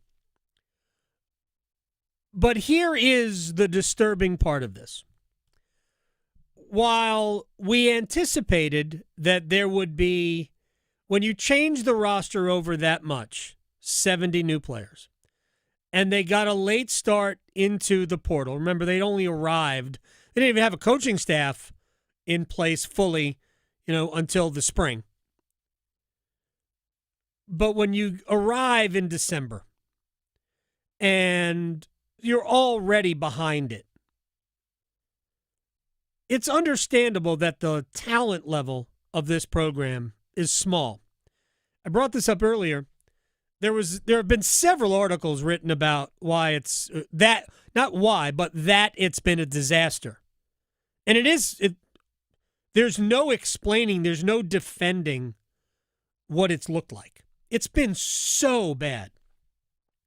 And I think I was reading in Bruce Feldman's piece in The Athletic where he quoted, anonymously, but quoted a college coach who coaches at the group of 5 level and said, I was getting beaten out for players by UNC and went, oh man, they're going to suck. It's like, why do we keep getting beaten out by UNC? Again, this is not my area of expertise. I'm just relating the quote. But I can tell by watching them that they don't have Power 5, Power 4 level talent. And if you're playing Power 4 opponents, you got to have Power 4 talent. Otherwise, you're going to get hammered. And that's what's happening. Now, the disturbing part of all of this is more of the disorganized. That's the stuff that would bother me. Because if there was one thing you would have hoped that Belichick and company would have come in, it's that, all right, here's how we are going to do things. Here's how we are going to communicate. But here's what it speaks to, and this is not an excuse. This is just what I believe the problem is, and it's really on them that they haven't figured it out yet. The pro game and the college game, just like it's impossible to figure out what's going to happen with any of these players, from the college game to the pro game, there is a transition and a massive difference between what you would have to do as a professional coach and what you would have to do as a college coach. And maybe it's arrogance, I don't know. But when they brought in basically a pro coaching staff, and arguably a poor one, when they did that, there's very few people that know how a college program is supposed to operate. That's really on the head coach. I don't really know what Michael Lombardi's... he's the general manager. Is he like devouring film of high school and college games all day, trying to figure out, all right, these are the guys we need to target. These are the players we think are going to be in the portal. Like, what kind of contacts does this program have, with people who would know which players are likely to be available when the season is over? I think they will eventually become better, recognizable as a Power 4 team. Right now they're not. There's no guarantee that's going to happen.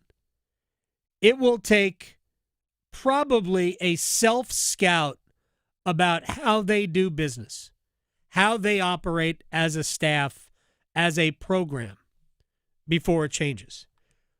But I do think that there are enough people who want it to end, and I'm talking about people in the media that want it to end for whatever reason, some genuine and some maybe as petty as Bill has been. And I think you're hearing from a lot of those people right now. I don't know. Well, I don't think Carolina's pulling the plug on it, and I don't think Belichick is pulling the plug on it.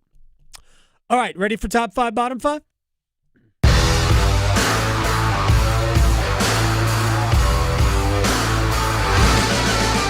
Five best, 5 worst team in the NFL. Teams, not team. Yes. Victoria, we start with the best or the worst? Let's get the stink out first. All righty. Number 28, the Arizona Cardinals. They are now 2-3. They lost to previously winless Tennessee, and it took some doing. It took not only intercepting a pass that turned into an offensive touchdown. This happened. They intercepted the pass. The intercepting player fumbled the ball, and then it somehow ended up like 15 yards the other way into the end zone, where a Tennessee Titan fell on it for a touchdown. On top of that, happened. There was a running back, I forget his name. My son has him on his fantasy team, who dropped the ball intentionally as he was entering the end zone for a touchback. That guy. Now, there's another story about this very quickly. I did not see an angle. I'm sure there was one. But every video I have seen about the play did not show a definitive angle that he had released the ball before crossing the goal line. But they took the touchdown off the board, so they must have seen one. But I did not. How does this keep happening? I know. After the first person does it, you don't learn from their dumb mistake. How does this keep happening? In professional sports. In any sport. In any level of football. We've all seen the highlight. We have clowned these players. So dumb. How does that keep happening? Jonathan Gannon, the head coach. Keep your hands off your players, bro. He lost it. Keep your hands off your players. You're lucky you did not get pummeled. All right. That's Arizona, by the way, at Indianapolis next. I wish you well. Do we? No. Giants, 1-4 are number 29. They lost at the Saints. Jackson Dart. I thought the Jackson Dart era was going to be great. They turned it over 5 times. Yeah, that's quick-lived. 5 times, 8 penalties. Yeah, no good. Giants, number 29, they're 1-4. Next are home against Philadelphia, 4-1. Number 30, the Miami Dolphins, 1-4. Who did the Dolphins just play? I think that would be us. Yep. Carolina Panthers. Lost to Carolina. Mm-hmm. They look like a broken team, by the way. McDaniels really does. Did you see his presser where I honestly don't even know what the question was because his answer, you want to talk about circles with Dave Canales. Right. Poor guy couldn't get a full sentence out. Mike McDaniels at times will actually work song lyrics into his answers. So I don't know if that was, I did not see the press conference, but he definitely looked like a beaten man. Not the time to be cute. Right. Miami next, home to the LA Chargers, who desperately need a win. Number 31, Tennessee. They moved up from number 32 with a win at Arizona because Tennessee wasn't any good. No. But they won the game because Arizona wanted somebody not named Arizona to win the game. Tennessee is at Las Vegas, by the way. They're also 1-4. Next, at number 32, this is an easy one. There is one winless team in the NFL. Do you know who that team is, Victoria? One win. Oh, that's the Jets. Yes. Mm-hmm. 0-5, got beat by Dallas. I think the score looked almost respectable. It was 37 to, Jets had somewhere in the 20s. The Jets defense, a mess. Mm-hmm. Can't stop a cold. They are so bad defensively, and they will be at home to the Denver Broncos. No, I'm sorry, they're not home. They're at Tottenham Hotspur Stadium in London against Denver on Sunday. Yeah. All right, you ready for the top good 5? Side. All right, we'll start at number 5, the San Francisco 49ers. I don't know how they're 4-1.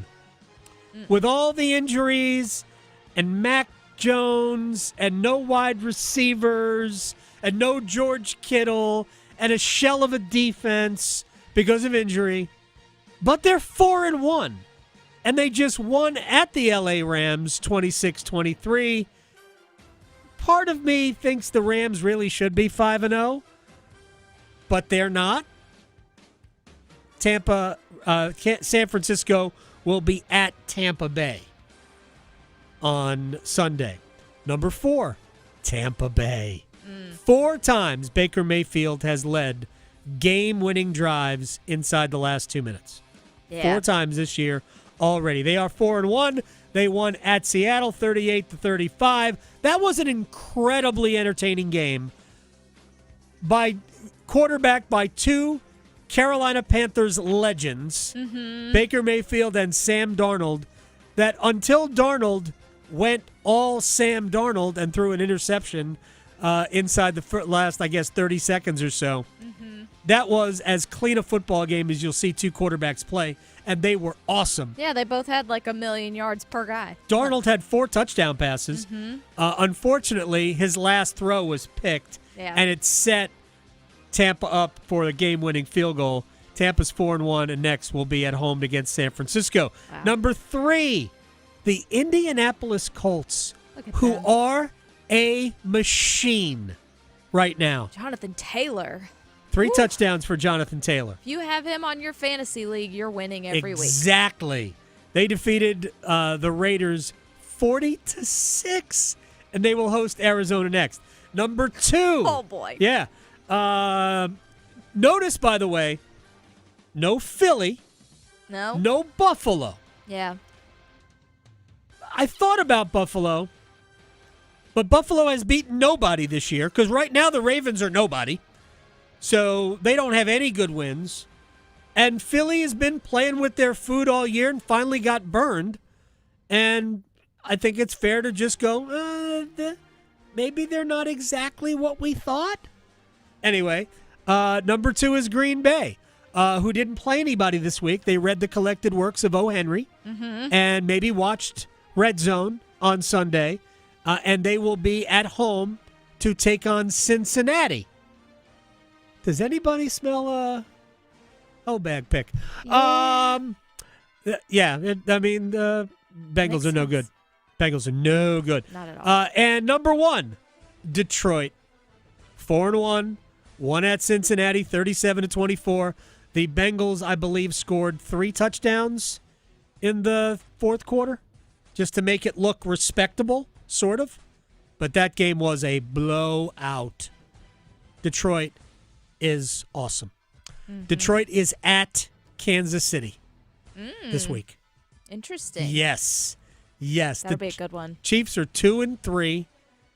Detroit is 4-1. Last time we saw Detroit play at Kansas City was the opener 3 years ago, and Detroit shocked Kansas City in winning that game. Wow. That is your top 5, bottom 5 for week 5? Week 5. Yes. Going into week 6 of the NFL schedule. When we come back, we will stretch and place bets next. Because your fantasy football team needs all the help it can get, the Adam Gold Show on the North Carolina Sports Network. The Medicare open enrollment period runs through December 7th. This is your annual opportunity to review your Medicare health plan or Medicare prescription drug plan and make sure you're getting the best coverage to meet your needs for the next year. Be sure to review your Medicare, your handbook, and the annual notice of change from your current plan. Visit ncshiip.com or call toll-free at 855-408-1212. SHIP provides free, unbiased help in all 100 counties. There's no time like fair time, y'all. The 2025 NC State Fair runs October 16th to 26th in Raleigh and is jam-packed with fun for the whole family. Come enjoy tasty eats, free entertainment, livestock competitions, giant pumpkins, nightly fireworks, and so much more. This year's NC State Fair is the event you can't miss. Bring your friends, bring your family, and make memories that you'll be talking about till next year. Get your discounted tickets today at ncstatefair.org. Whether it's helping you work, save, or steer clear from fraud, AARP North Carolina is making sure your money, health, and happiness live as long as you do. Each week, AARP Without Limits meets people and explores topics to help improve how we live and age in North Carolina. You can also learn more about getting the most out of life by listening to AARP Without Limits wherever you listen to your podcasts. You don't need a 4-year degree to have a rewarding career that makes a difference in people's lives every day. As a public power line worker, you'll build and maintain a locally owned and operated electric system to keep the lights on in your community. 4 months in a community college program provides the training you need to begin your career as an apprentice line worker in public power. And being a local government employee in North Carolina comes with excellent benefits. To learn more about line worker and other public power careers, visit electricities.com.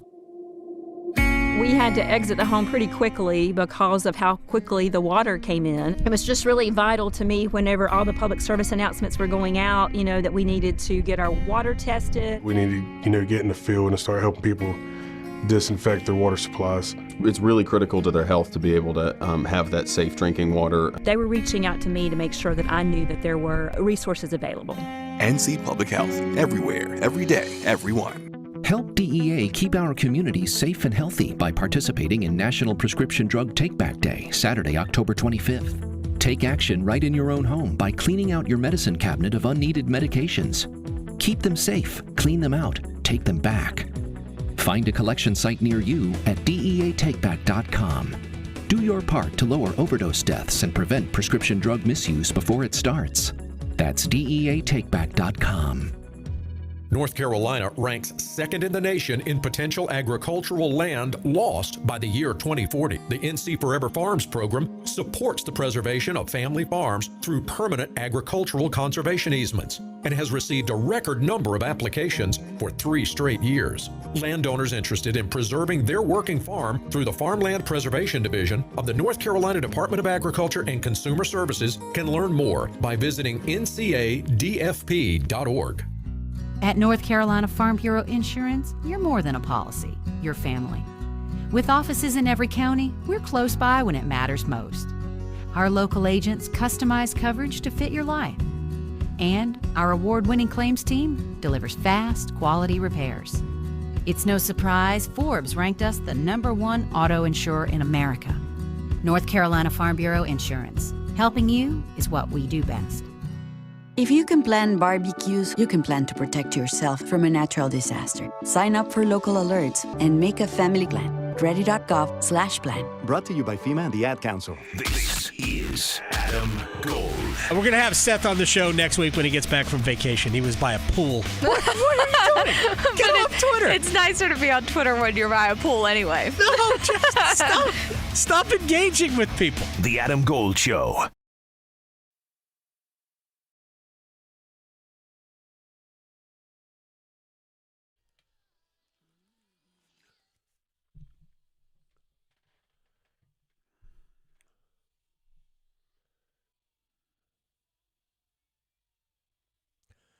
It's the Adam Gold Show. I am Adam Gold.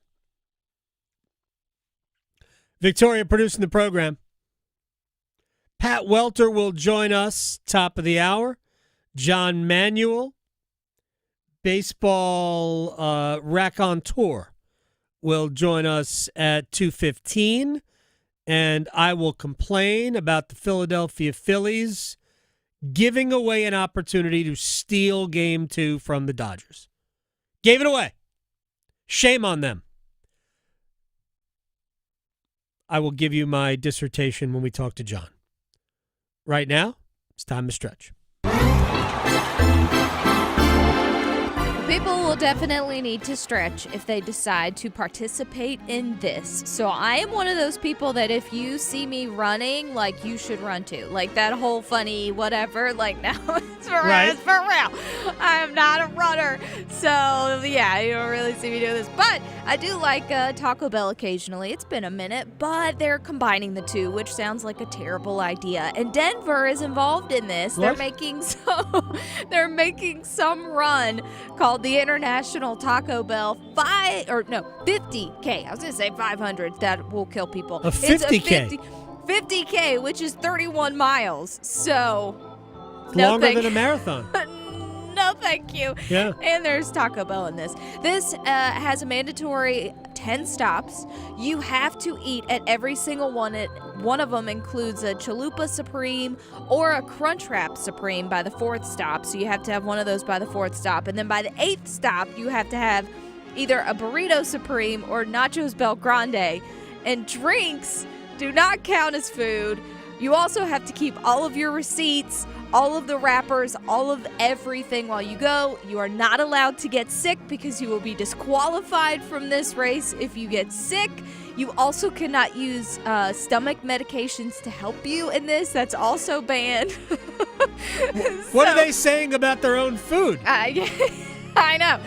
Well, see, Taco Bell's not involved in this. So, and they want no part of it either. Like, they just have wiped their hands clean of it. They're like, we're not a part of it. We'll take the pub, but we're not even, like, going to sponsor this. No, they should sue to get their food out of it. Yeah, well. Because people are going to be getting sick all over the place. But it's not put on by them, so they really just get publicity and maybe make people hungry who aren't running. They think they're going to have about 600 crazies who will actually do this. And this is a terrible the 8th idea. year. Yeah, everything about this is terrible. I don't have anything else to say about it. But good luck to you if you're going to Denver to do that, because I am not. But terrible. Also, good luck if you have a bet tonight. Place your bets, Here we are. I bet you slice into the woods $100. Gambling is illegal in Bushwood, sir, and I never slide. Okay, you can own me. I owe you one.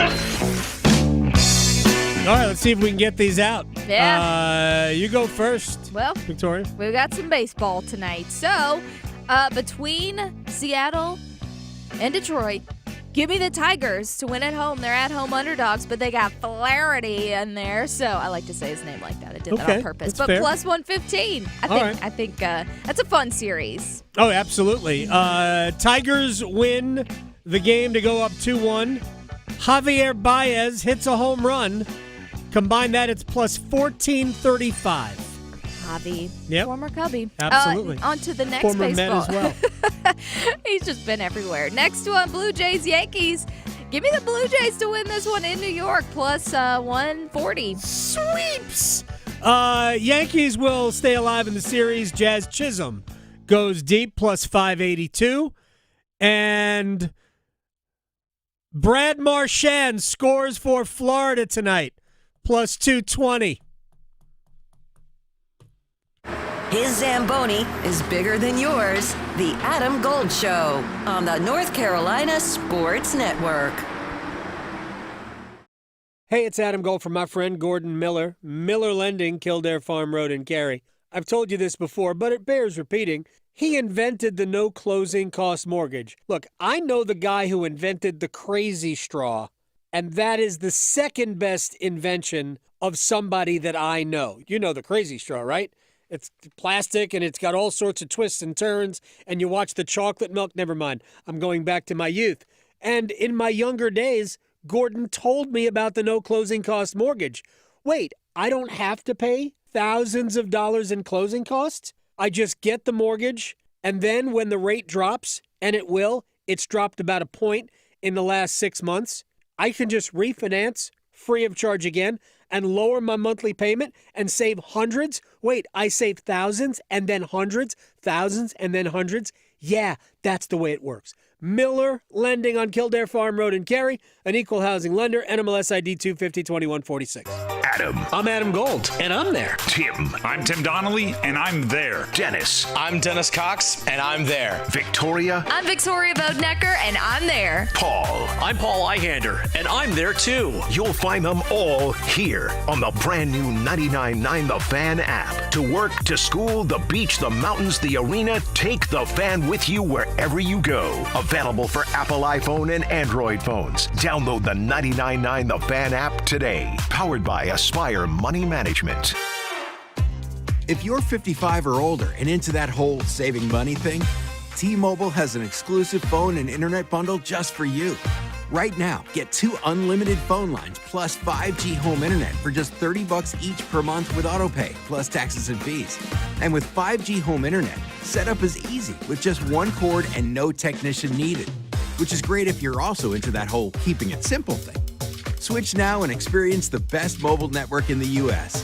Visit your local store to start saving. T-Mobile, it's better over here.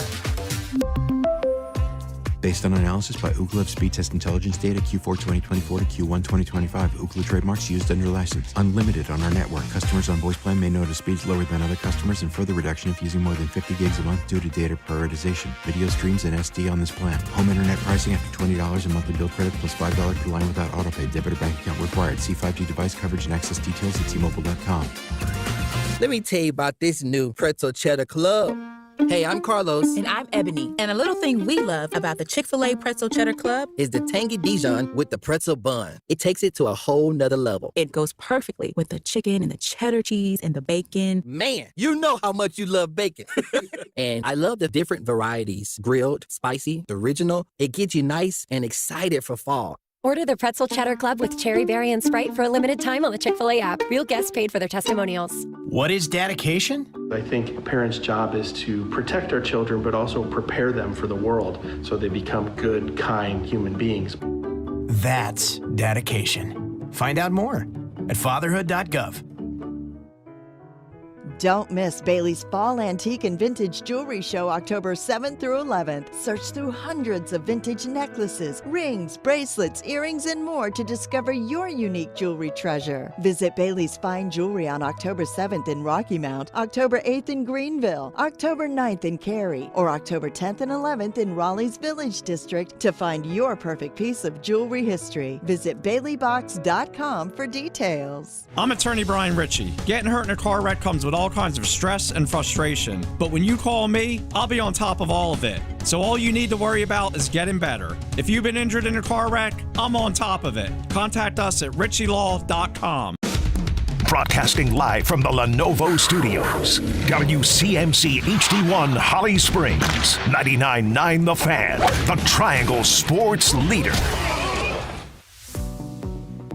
Swing a line drive and a base hit into left field. That'll bring in Bohm. He's in to score. score. Throwing to second is the tag. He's safe. This is a one-run game in Philadelphia. He turns to bunt, drops it down to third. Up with it, Muncie guns into third. Here's the tag, and they got him at third base. Mookie Betts upended on the slide by Castellanos, but got the tag on him. And a huge out there for out number one. This is the Adam Gold Show on the North Carolina Sports Network.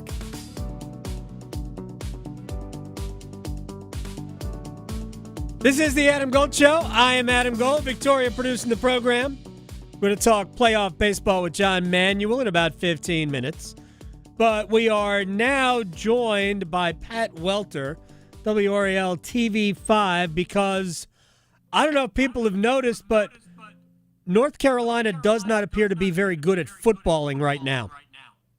So let's chat with Pat Welter about this. Sir, give me an idea of what you have seen and what the people around the program, parents and whatnot, have seen. Adam, can you ask me that question again? My phone has been going off like crazy, and someone was just texting me. I apologize. No, I'm not used to living this life here, so give me one. Let me reset there. Sorry. What have you seen from this program? What have people around the program, parents and others, seen? Yeah, well, I think what we've all seen is the results on the football field, right? Which is that UNC has been completely uncompetitive in Power 4 games. And the question is, why and how? And I think what I tried to do with this report is give a glimpse into that. And I think what we have here is a divide that formed organically when you had, naturally, new coach comes in, Bill Belichick. He's going to keep some of the Mac Brown era players. He's going to bring in his own. But then the way in which Belichick has run the program, the way or lack of a way that he's established a culture has kind of furthered that divide. And then when you just kind of have a divide in the locker room, you have issues with communication between the coaches, the players, their parents, and we're seeing it play out on the field. So this is the totality of these results are not by accident. This is the result of a coaching staff right now and a UNC football program that, as it was told to me by multiple sources, is a mess. Pat Welter is joining us, WRAL TV5. He's down in Charlotte for ACC basketball tip-off. Some of these things are a little bit petty, right? The parking spot, the field access. You know, these guys are not giving us their tickets. They're selling them, whatever. I understand it, but somewhat meaningless. But I think there's some elements of this that are really disturbing. The fact that the program is disorganized, which is a phrase that you used in your report that we've aired twice. What do you attribute that kind of stuff to? I think it's little becomes big, right? This whole thing is about little things becoming big. And it's ironic because Belichick built his career on the little things, right? Like you go back to the Malcolm Butler interception in the Super Bowl versus the Seattle Seahawks, that specific level of preparation, that hyper attention to detail. And it has been the opposite in the Bill Belichick era with this football team.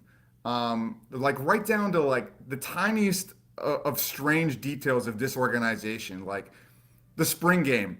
The parents are coming to the spring game. They have name tags out for the parents. They're organized alphabetically by first name, not last. Just like a little thing, a little detail like that, right? It's kind of funny. But when these start to add up, right? Like when seven guys named Dave. Yeah, you know, so it creates a funnel of people at this line trying to sign in. You know, you have parents and players that haven't met Belichick for weeks after he's hired. You have people that have no communication with the coaching staff, with their own position coaches, no relationships. So when you have a lack of relationships, you have a lack of unity, and then you face adversity on the field, you get what we've seen. So I think this whole thing is about the little things becoming big. And in the article, I outline a heck of a lot of them. And there's probably a lot more. And there's more that I wasn't able to report. Like people think they read this report and they might think, oh, you could say this about any team. Well, every team or any team is not coached by Bill Belichick. They did not have the expectations and the hype that this team had. They did not have the financial investment and the target on their back that this team had. So no, this is a different situation. I think it warrants this level of scrutiny and attention. Pat Welter, WRAL TV5, is joining us. He is in Charlotte. There are a few things that you said that we need to address real quick. One is that because it's Bill Belichick, heightened awareness, more eyeballs on it, media. ESPN would otherwise not give a rat's about a 2-3 football team in the ACC. But they care about this because it's Belichick. The expectations and the hype kind of fall on us a little bit. If I'm being honest, it falls on the people who place the expectations and the hype on it. It's natural because it is Belichick. If the head coach is not Bill Belichick, are we having this conversation? Well, I think if you took out the name Bill Belichick out of my article and my reporting, would the story have the amount of views that it has and interest? Of course not.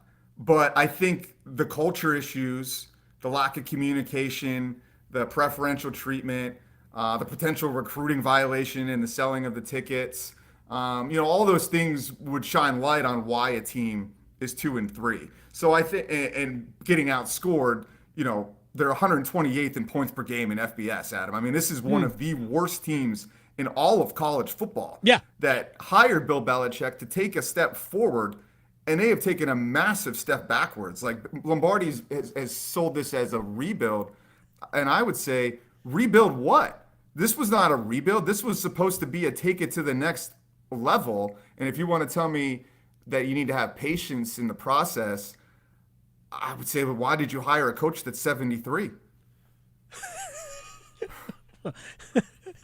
They got younger. I mean, let's be fair. Look, taking it to the next level, I push back on that because we knew that this team wasn't going to be more talented than last year's team. It would probably be less talented than last year's team. I think the expectations come because arguably the best NFL coach of all time. What level of the difference between the pro game and the way it's run internally and the college game and the way that's run internally are we disrespecting to that there's a transition period for people like Belichick and Lombardi to learn? And then is the coaching staff any good beyond Bill? Yeah, well, I think there's a couple of things there. I think, they came in positioning themselves as the 33rd NFL team and selling themselves that they were going to bring NFL-level aspects of the program as far as, like, the nutrition, the physical fitness. And, like, that's one thing that's been pointed out to me that has been better than the Mac Brown era. Like, players are bigger, stronger, faster, eating better. Like, that I have heard from multiple people. But I think in that pursuit of being an NFL business-like organization, they overlooked the human element. They overlooked the relationship element. They overlooked the locker room dynamics of the NIL world we live in. Like, you got to think, so your transfer players are your highest paid players, right? And you're paying Dixon and Kamari House these amount of sums. And I'm hearing Gio Lopez as well, right? So then it starts with those guys in the leadership. And I don't want to call out those guys directly, but let's just say people in the locker room are bragging about their salaries. And that's probably something that you could say about any school, right? But, like, it's on the coaching staff to create a culture where you don't have that kind of division. And I think back to Drake May and Sam Howell, right? Like, how did they conduct themselves at North Carolina? They involved their teammates in their NIL deals. There was a degree of unity that came with that. So I think, these are kids. Like, if I was their age and I was getting all this money, I'd be pumped too. I would get a nice car. I'd be doing all these things. You know what I mean? I can't fault them. So I think the point of this story is to give the players a pass in the sense, because they're out there. They didn't ask for this in a way, right? Like, Belichick welcomed all this hype, welcomed all this attention. UNC welcomed all this attention. And then you have the players put out onto the field with the whole world looking at them, thinking they're going to get to the NFL with the NFL's greatest coach. and they're falling flat on their face. Now, do the players have some culpability in the execution? Absolutely. But when you're pitching yourself as the 33rd NFL team and you're Bill Belichick and you have all the answers and that college football is child's play compared to what you've done in the past, I think you have to be held accountable for that. And I think that's what we're trying to do with this piece. So there's an obvious difference between the way Bill operated as a pro coach and the way he needs to operate as a college coach, and that's going to be part of the transition. I wish it wasn't, and I'm sure now they realize that it can't be. I don't know that they realize it. They may not, and if they don't get it, then this will never work. You cannot approach college like you approached pros in terms of dealing with the athletes and creating that culture. You still have to do it in a collegiate way. Good work by you, Pat Welter. WRAL TV5. I'm sure we'll see you on the roundtable soon. Appreciate your time. Enjoy Charlotte. Yes, sir. Thanks for having me. You got it. You actually got a glimpse of John Manuel peeking in just to the right of the screen there, because we are getting ready to talk playoff baseball with John Manuel. There's a lot of things about this, what's going on at North Carolina, that are, if you sit back and you unanger yourself from the situation. That's not even a word, unanger. De-angerify. That I think seem logical. And maybe it's because of the fact that it's Bill, that we all thought it would be better, but he's got to learn the differences too. We'll see if anybody's willing to be patient, because I think we are 2 good high school recruiting classes away from seeing the best that they can put out on the field. Anybody want to wait that long? John Manuel will join us, and we will talk about how the Phillies decided they didn't really want to win last night. Next. Still arguing whether hockey or golf has the tougher dress code? The Adam Gold Show on the North Carolina Sports Network. Hey, Carolina Panthers fans, it's Dennis Cox from 99.9 The Fan. For all the inside information on your team, join me and my co-host, WRAL TV's Chris Lee, for our podcast, Panthers Playbook, presented by Wake Orthopedics. In every episode, we'll keep you up to date on your Panthers, and we'll do it with access only we can provide. Locker room insight, exclusive interviews, and in-depth looks at every Panthers game. Follow and subscribe to Panthers Playbook wherever you discover your favorite podcasts, or watch on YouTube.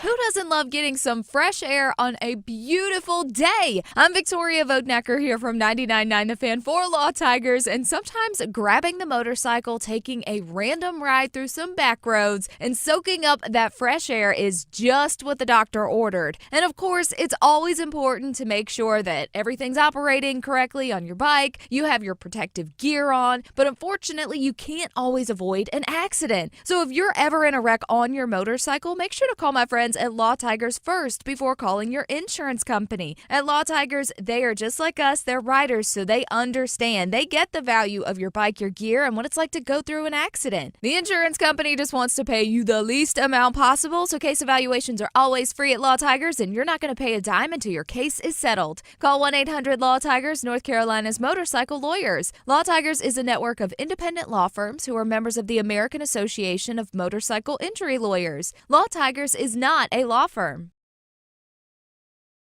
Fumbling the food on game day? Rookie move. But you know Bo can make your tailgate a winner, breakfast, lunch, or dinner.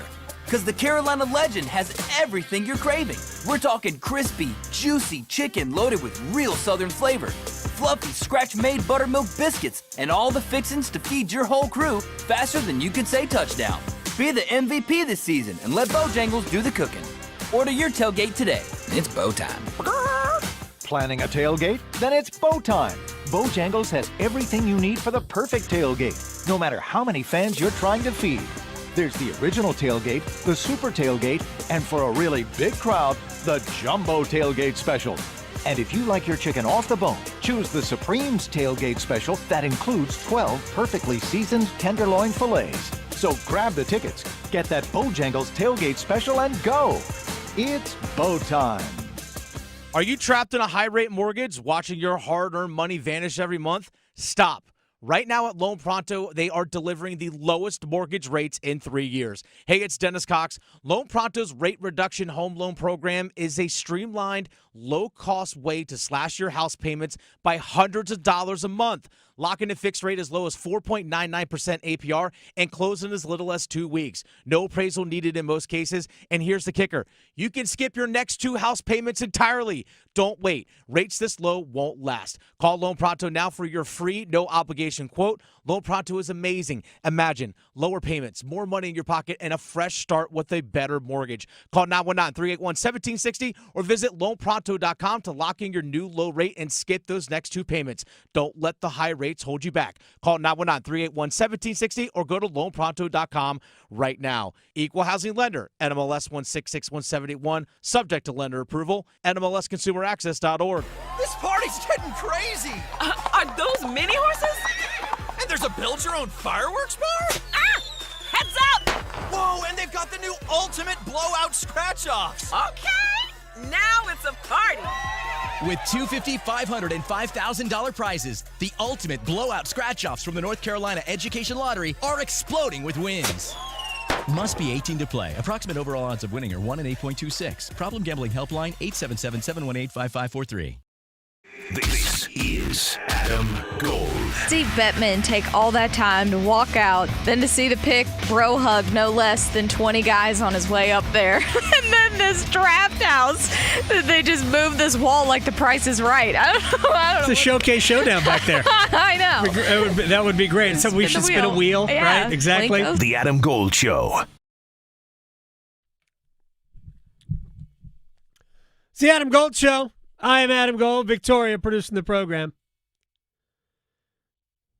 For a lot of people,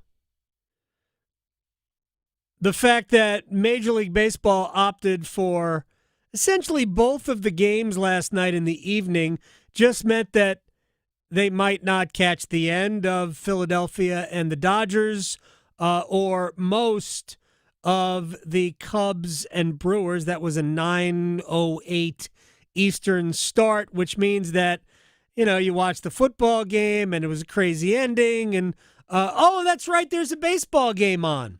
Well, that was me switching back and forth until about the 3rd inning. I watched. And I was like, no, I'm good. I was otherwise busy. My son had a soccer game. I watched the end of, when I got home, I watched the end of the Dodgers and Phillies, and that is where we are going to begin with the one and only John Manuel, my friend, baseball raconteur, who joins us on the Adam Gold Show.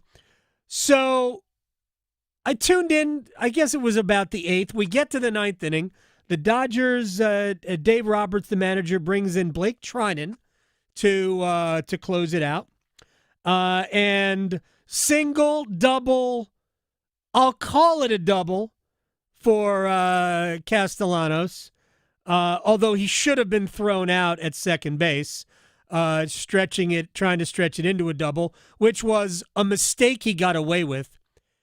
And then, with all of that, and the Phillies now down by just 1 run in the 9th inning because they scored in the bottom of the 8th to make it 4-1. And a man on second base in scoring position, Rob Thompson went and screwed up the rest of the game.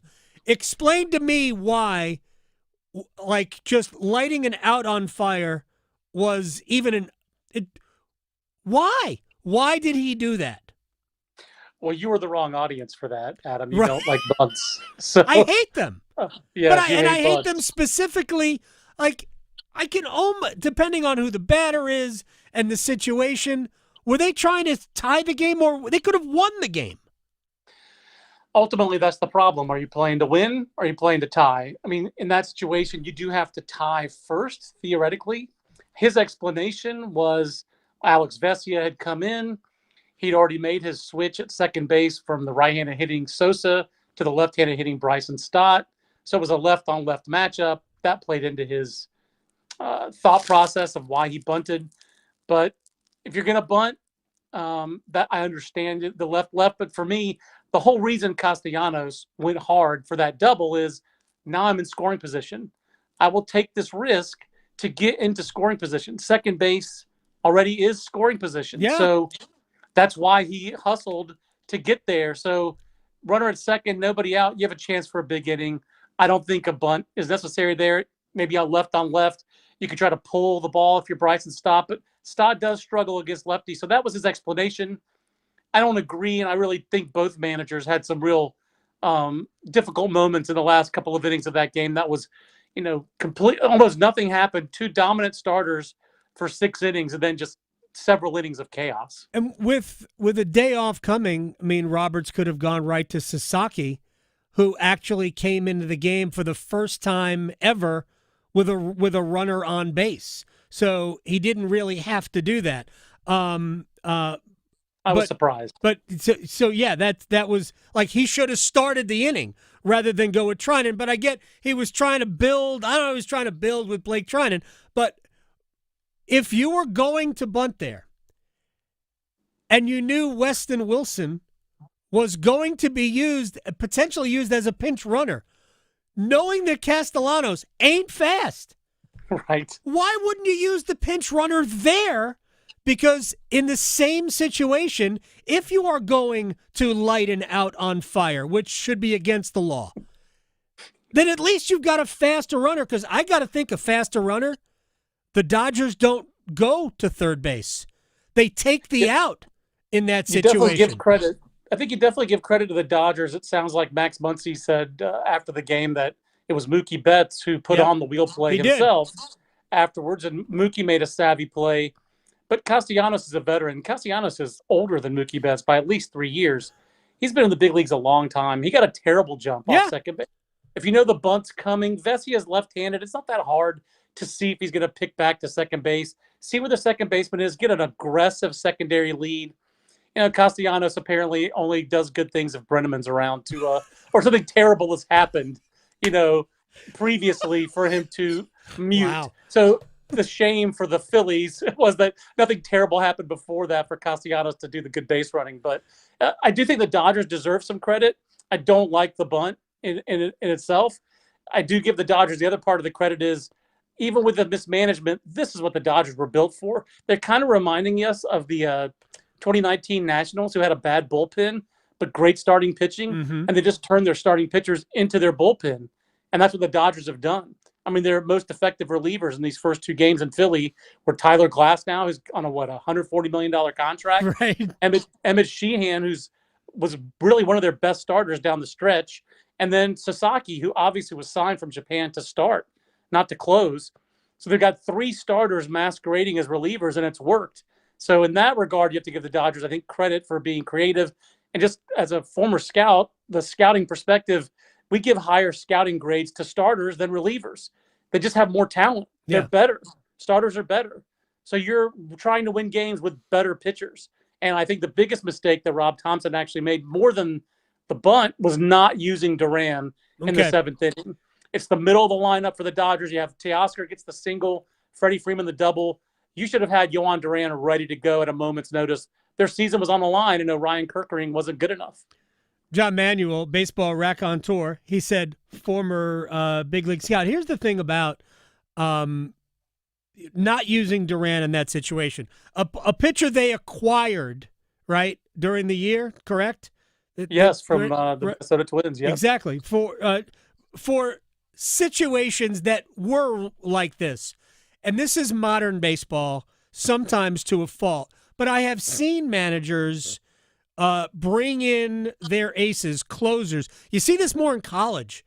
Like it's almost like the college game is way ahead of the pro game in some respects. Is that sometimes you're going, this is where we're going to win the game. Sometimes that happens in the 7th. And that is where you should bring your ace. The Bill James phrase for it was moment of truth. What's your moment of truth reliever? You want to talk about college baseball being ahead of it. I had this discussion with Wayne Graham, moment of silence for the late Wayne Graham. He was the Rice coach when they won the national title in 2003.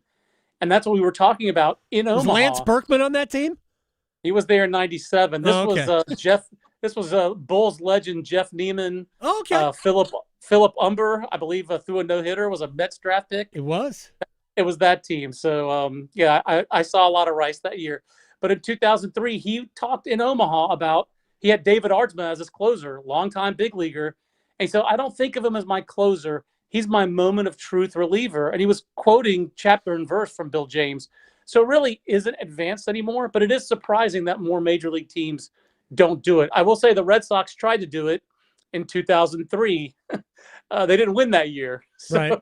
They won in 2004 when they had Keith Folk and a very established closer. And we really haven't seen a major league team kind of experiment at the back of a bullpen, kind of like, Boston tried to do that year with Theo Epstein, his first year as GM. But the Dodgers using their starters to go multiple innings in the bullpen, that is different. Glasnow went 2, Sheehan went 2, and Sheehan got 2 huge outs last night when he got Schwarber and Bryce Harper. That's not necessarily what I thought they would do. I thought you'd see Vesia there with back-to-back lefties, but Sheehan got the job done. John Manuel is joining us here, Baseball Raconteur. I think Philip Umber was in, the trade. The Mets get Yoenis Cespedes from the Tigers. I think Umber might have been in that trade. He eventually went to the White Sox. I don't know. He threw a perfect game for the White Sox. Yeah, it's Philip Umber. He did. Yeah, exactly. That's just Remember some guys here on the Adam Gold Show. That's just amazing. You brought up Freddie Freeman before, and I thought it maybe wasn't a big deal because it wasn't a super difficult play. The harder play for him was the third out. Tommy Edman just tried to Steve Sachs the ball over to first base. Some people will get that reference. I could have said Chuck Knobloch, but it's the same thing. But it happened in the Boston game against the Yankees in Game 3 of that series, where I forget who was playing first base, but the Red Sox defensively turned 2 could-have, should-have been outs into base hits, and I think they were both called base hits.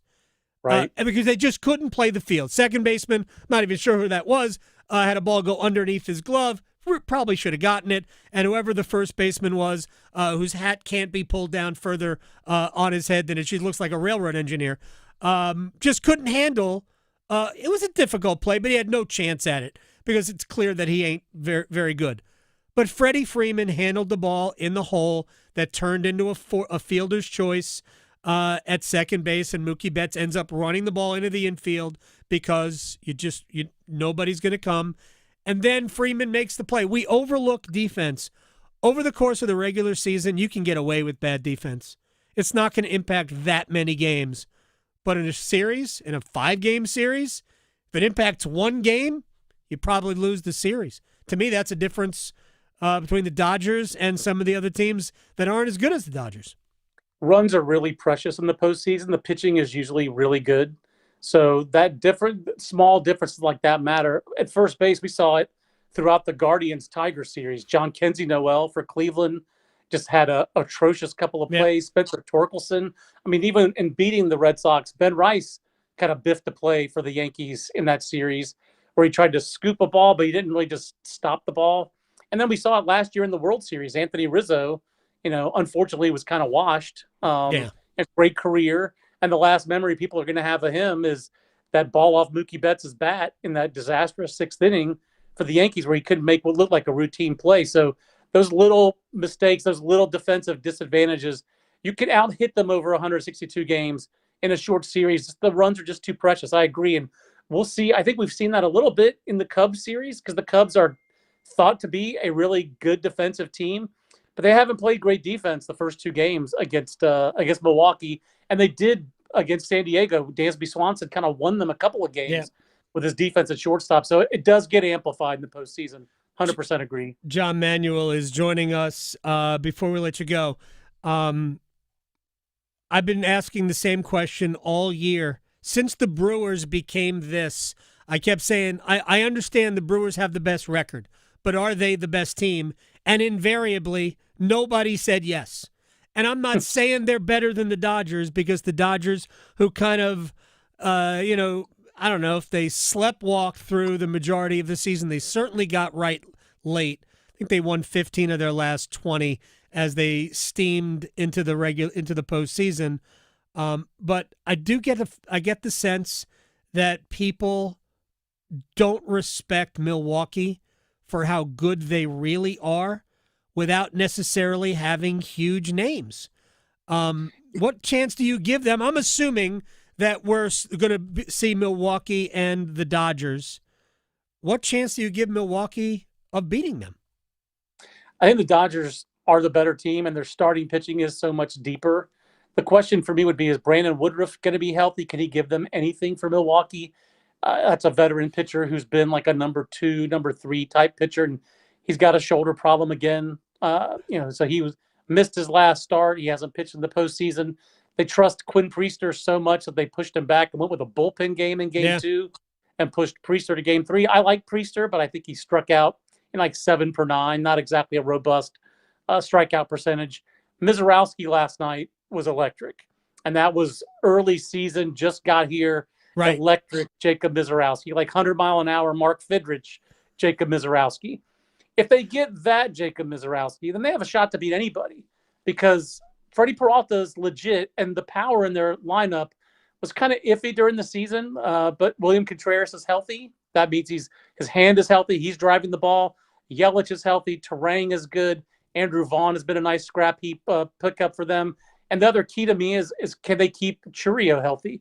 One of the best Carolina Mudcats I ever saw. But this guy is 10 for 18 in his postseason career with 3 home runs, and he's 21 years old. I'll take my chances with Jackson Churio. So keeping Churio healthy, he already tweaked his hamstring one time, maybe a couple extra days. So maybe sweeping is more important for Milwaukee than we might think. I think they have a puncher's chance because they are a deep team, but usually depth plays out more over 162 games. Star power wins out a little bit more in the postseason. The Dodgers do have more star power. We had a Mark Fidrich, Steve Sachs, a Chuck Knobloch drop today, and we are this is the 25th anniversary of Benny Agbayani walking off the Giants in game 4 of the National League champion. I think it was you want to feel old, Adam? You want to feel old? No. The Twins drafted Benny Agbayani's son this year. He made his pro debut. Yes. Oh, man. Is he as good as Hawaiian Punch? I don't think he's that good, but he's a little bit smaller, a little bit different body. Apparently, Benny's daughter is quite the softball player as well. Really? So, gosh, yeah. I loved Benny Agbayani, and I love that Mets team from 2000. John Manuel, baseball raconteur at John Manuel NC on Twitter. I'll talk to you very soon, my friend. I'll talk to you later. Hope so. See ya. You got it. John Manuel here. All right, when we come back, by the way, Boo Weekley is going to join us. Boo's playing at the SAS Championship. So Boo's going to join us in a few minutes. Did anybody see Jerry Jones tell, I'm guessing a Jets fan, that they were number 1 when he was in the owner's box? Oh, boy. At MetLife Stadium? Did anybody see that? Did not see that. Jerry has commented. Wait till you hear this. Next. His Zamboni is bigger than yours. The Adam Gold Show on the North Carolina Sports Network. Adam Gold here from my friends at FanDuel, America's #1 sportsbook, and FanDuel getting you ready for kickoff. Wait, kickoff? It's only Tuesday. That's right. We're getting you ready for kickoff way early. New customers, bet $5, win that bet, get $300 in bonus bets if you win. Pick a bet, bet $5, win it, get $300 of their money. It's always better to wager with somebody else's money. Trust me. FanDuel.com/AGS. FanDuel.com/AGS. Download the FanDuel app today. Get started with FanDuel, the best in the biz. 21 and over and present in North Carolina. First online real money wager only. $5 first deposit required. Bonuses issued as non-withdrawable bonus bets, which expire 7 days after receipt. Restrictions apply. See terms at sportsbook.fanduel.com. Gambling problem? Call 877-718-5543 or visit morethanagame.nc.gov. There's no time like fair time, y'all. The 2025 NC State Fair runs October 16th to 26th in Raleigh and is jam-packed with fun for the whole family. Come enjoy tasty eats, free entertainment, livestock competitions, giant pumpkins, nightly fireworks, and so much more. This year's NC State Fair is the event you can't miss. Bring your friends, bring your family, and make memories that you'll be talking about till next year. Get your discounted tickets today at ncstatefair.org. Whether it's helping you work, save, or steer clear from fraud, AARP North Carolina is making sure your money, health, and happiness live as long as you do. Each week, AARP Without Limits meets people and explores topics to help improve how we live and age in North Carolina. You can also learn more about getting the most out of life by listening to AARP Without Limits wherever you listen to your podcasts. You don't need a 4-year degree to have a rewarding career that makes a difference in people's lives every day. As a public power line worker, you'll build and maintain a locally owned and operated electric system to keep the lights on in your community. 4 months in a community college program provides the training you need to begin your career as an apprentice line worker in public power. And being a local government employee in North Carolina comes with excellent benefits. To learn more about line worker and other public power careers, visit electricities.com.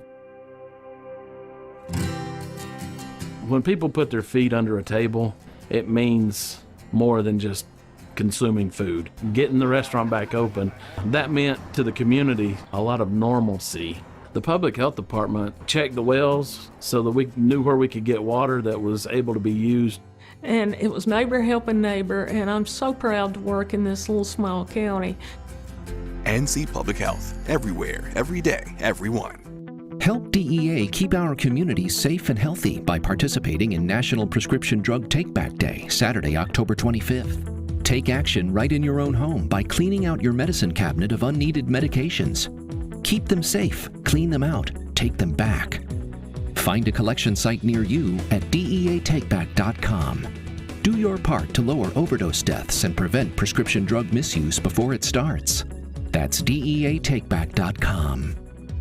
North Carolina ranks second in the nation in potential agricultural land lost by the year 2040. The NC Forever Farms program supports the preservation of family farms through permanent agricultural conservation easements and has received a record number of applications for 3 straight years. Landowners interested in preserving their working farm through the Farmland Preservation Division of the North Carolina Department of Agriculture and Consumer Services can learn more by visiting ncadfp.org. This is Adam Gold. We're going to have Seth on the show next week when he gets back from vacation. He was by a pool. What are you doing? Get off Twitter. It's nicer to be on Twitter when you're by a pool anyway. No, just stop. Stop engaging with people. The Adam Gold Show.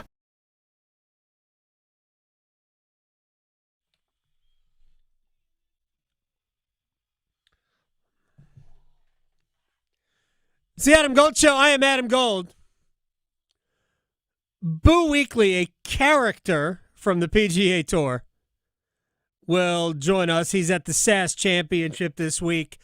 It is, they're celebrating the 25th anniversary of the SAS Championship. It is one of the cool events that come to Raleigh, the Triangle. It's in Cary. Every year, there's a lot of stuff going on out there. We'll talk about that with Boo Weekley. He also played in the Ryder Cup in 2008 and was just a unique guy on the PGA Tour. He'll join us in about 5 minutes. All right. Two very quick things. First, we have spoken a little bit today about UNC and the disaster that the program appears to be. And there's a story on WRAL Sports Fan or WRAL.com, penned by Pat Welter, where he talked to a lot of people, parents, players, blah, blah, blah, coaches, about the state of the program, how it looks. It's terrible, right? And there's a lot of there are tons of things being written. Like every college football-based writer has had something to say about this. Oh, by the way, UNC has, or it's either UNC or Hulu, pulled the plug on the doc. Not happening. Whatever they inside the – remember it was supposed to be Hard Knocks? Yeah. And then that was gone, and then it was – they put out a couple of things that were self-produced, and frankly, I thought those were Yeah. But this Hulu thing, done. No, we're not doing it. Yep. Anyway, I have no idea why. We could pretend that we know that it's because they're bad. But the more you dig into this, the more you realize so many of these things are self-inflicted. Bill, Lombardi, the coaching staff, the administration were so ill-prepared for how you have to run a college program versus how you run an NFL program. And that even though the rules of the game have changed and players can now get paid, it's still a college football program. Bill hasn't approached it that way. Michael Lombardi hasn't approached it that way. I think a legitimate argument could be made that they have, and this is going to sound harsh, I don't mean it to, the worst coaching staff in the league. Not because they're not good coaches, they're just overwhelmingly pro coaches. They can learn. They can learn to adapt, but that's what it's probably going to take before we see any improvement. Any improvement. All right, one quick thing before we bring in Boo Weekley. So Jerry Jones, well, on video, Dallas was running the Jets. Jets are terrible. Number 32 on our top 5, bottom 5. Jerry Jones was giving a thumbs up to a Dallas fan. And then it looked like he pointed at, we don't know who, and gave the wrong finger if you were saying we're number 1. Mm-hmm. Read between the lines. A bird was flipped. Mm-hmm. Jerry Jones said it was inadvertent. Okay, no. That's not how hands work. No. No. You don't just naturally, fling that thing out. It was inadvertent. It did it on its own. I didn't do it.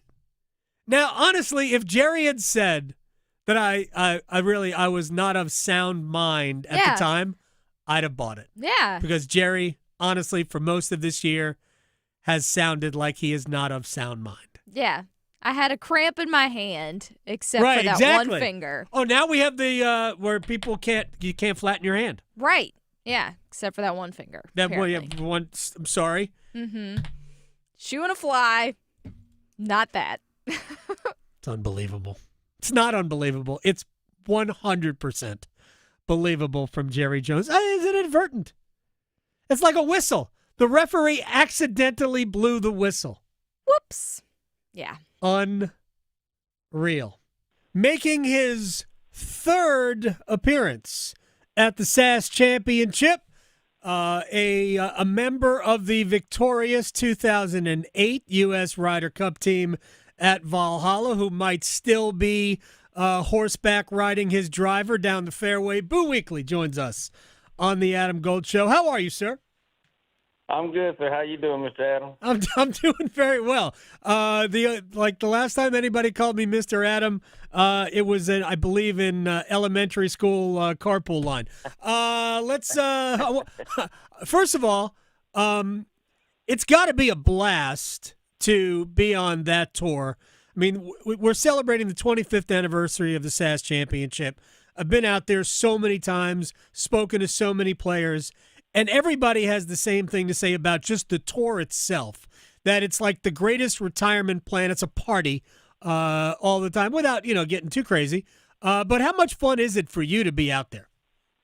Oh, man, it's been a blast. It's really an honor to be able to still be able to come and play and compete, with the guys that I kind of grew up playing with out on the tour, the big tour, and now being able to come and play out here again and still compete and play great golf courses like Prestonwood. I mean, it's a great golf course, and the tour's, so late. It's more laid back, kind of the guys that used to be aggravating and, kind of a butt head, I would say, and they're kind of more chill now. It ain't as like dog eat dog, I reckon. So, Boo Weekley is joining us here on the Adam Gold Show. Do you care to give us the name of somebody who annoyed you, say, 15 years ago, but now is like cool to be around? No, I ain't gonna say none of that. You shouldn't even ask that question. I mean, you sort of left the door open. I wasn't sure.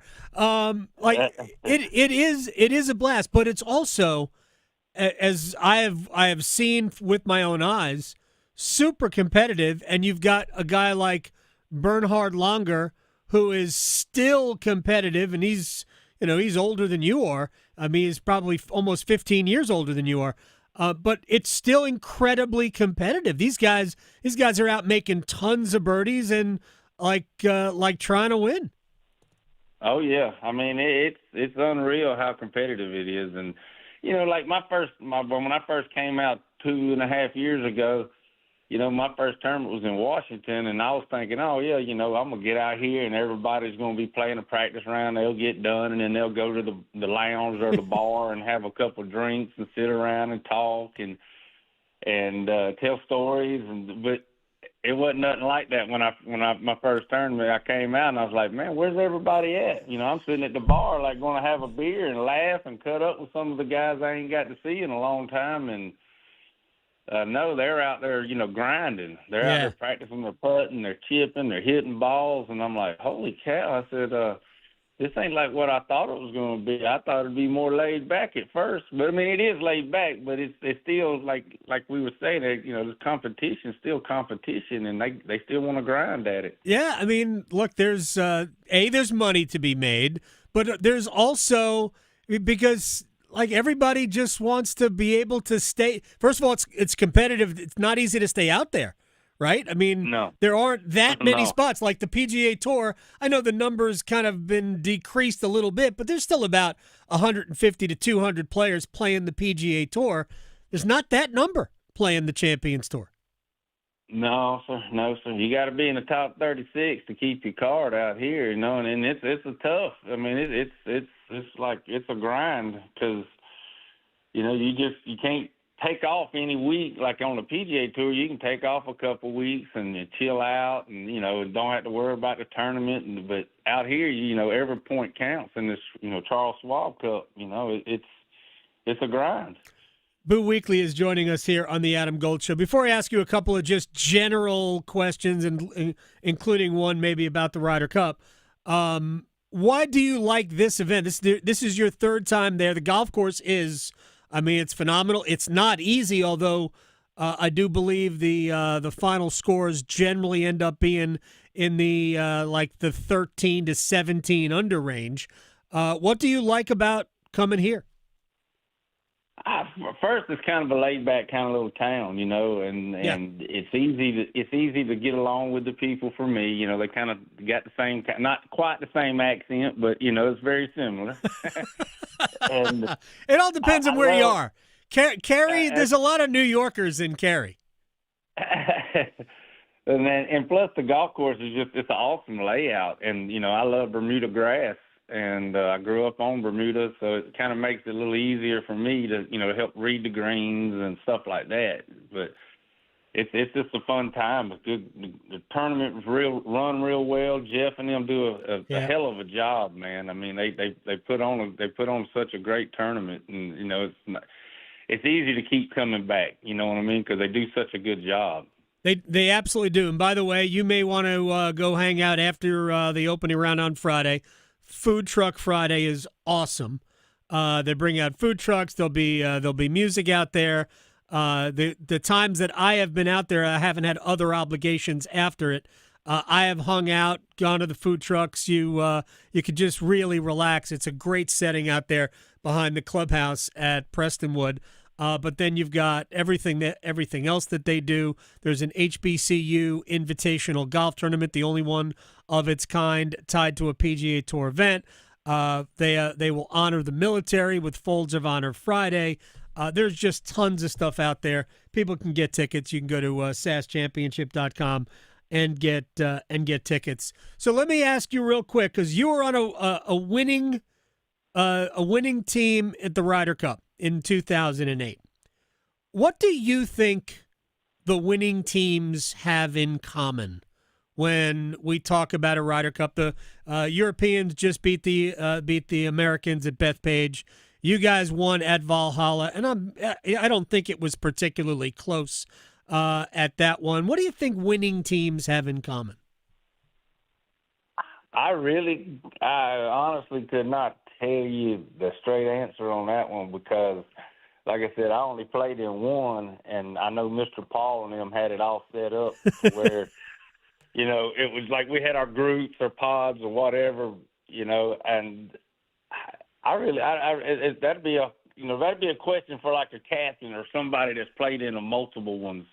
Then I would say, somebody that's been on a team that's lost and somebody that's been on a team that's win, and that'd be a question for them versus, somebody that's just been on one team and then we won, because I know that we all got along and we all were, we all believed in each other, which I know the guys that played this year, they all believe in each other, but it's just like I don't know the chemistry of it.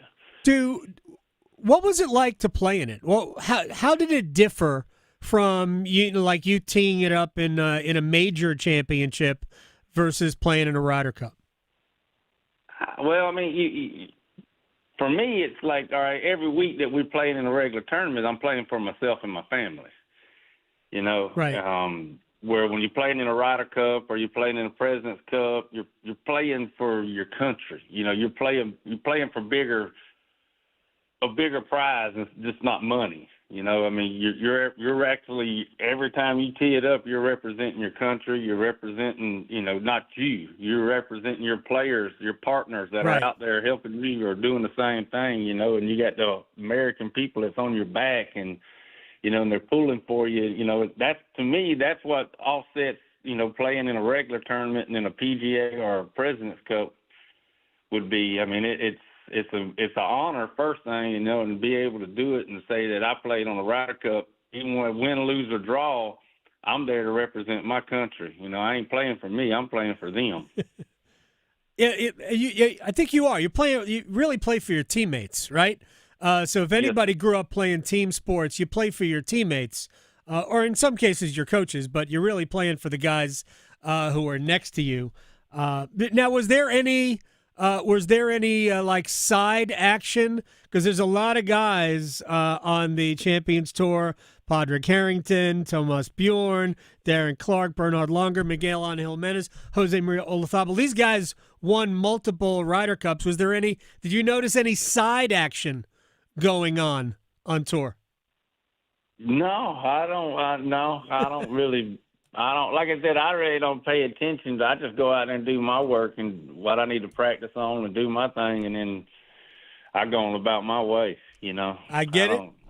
I totally. Those guys got a lot taller based on what happened about 10 days ago. Boo Weekley, before we let you go, your mission this week is to get in or stay in that top 36. Yes.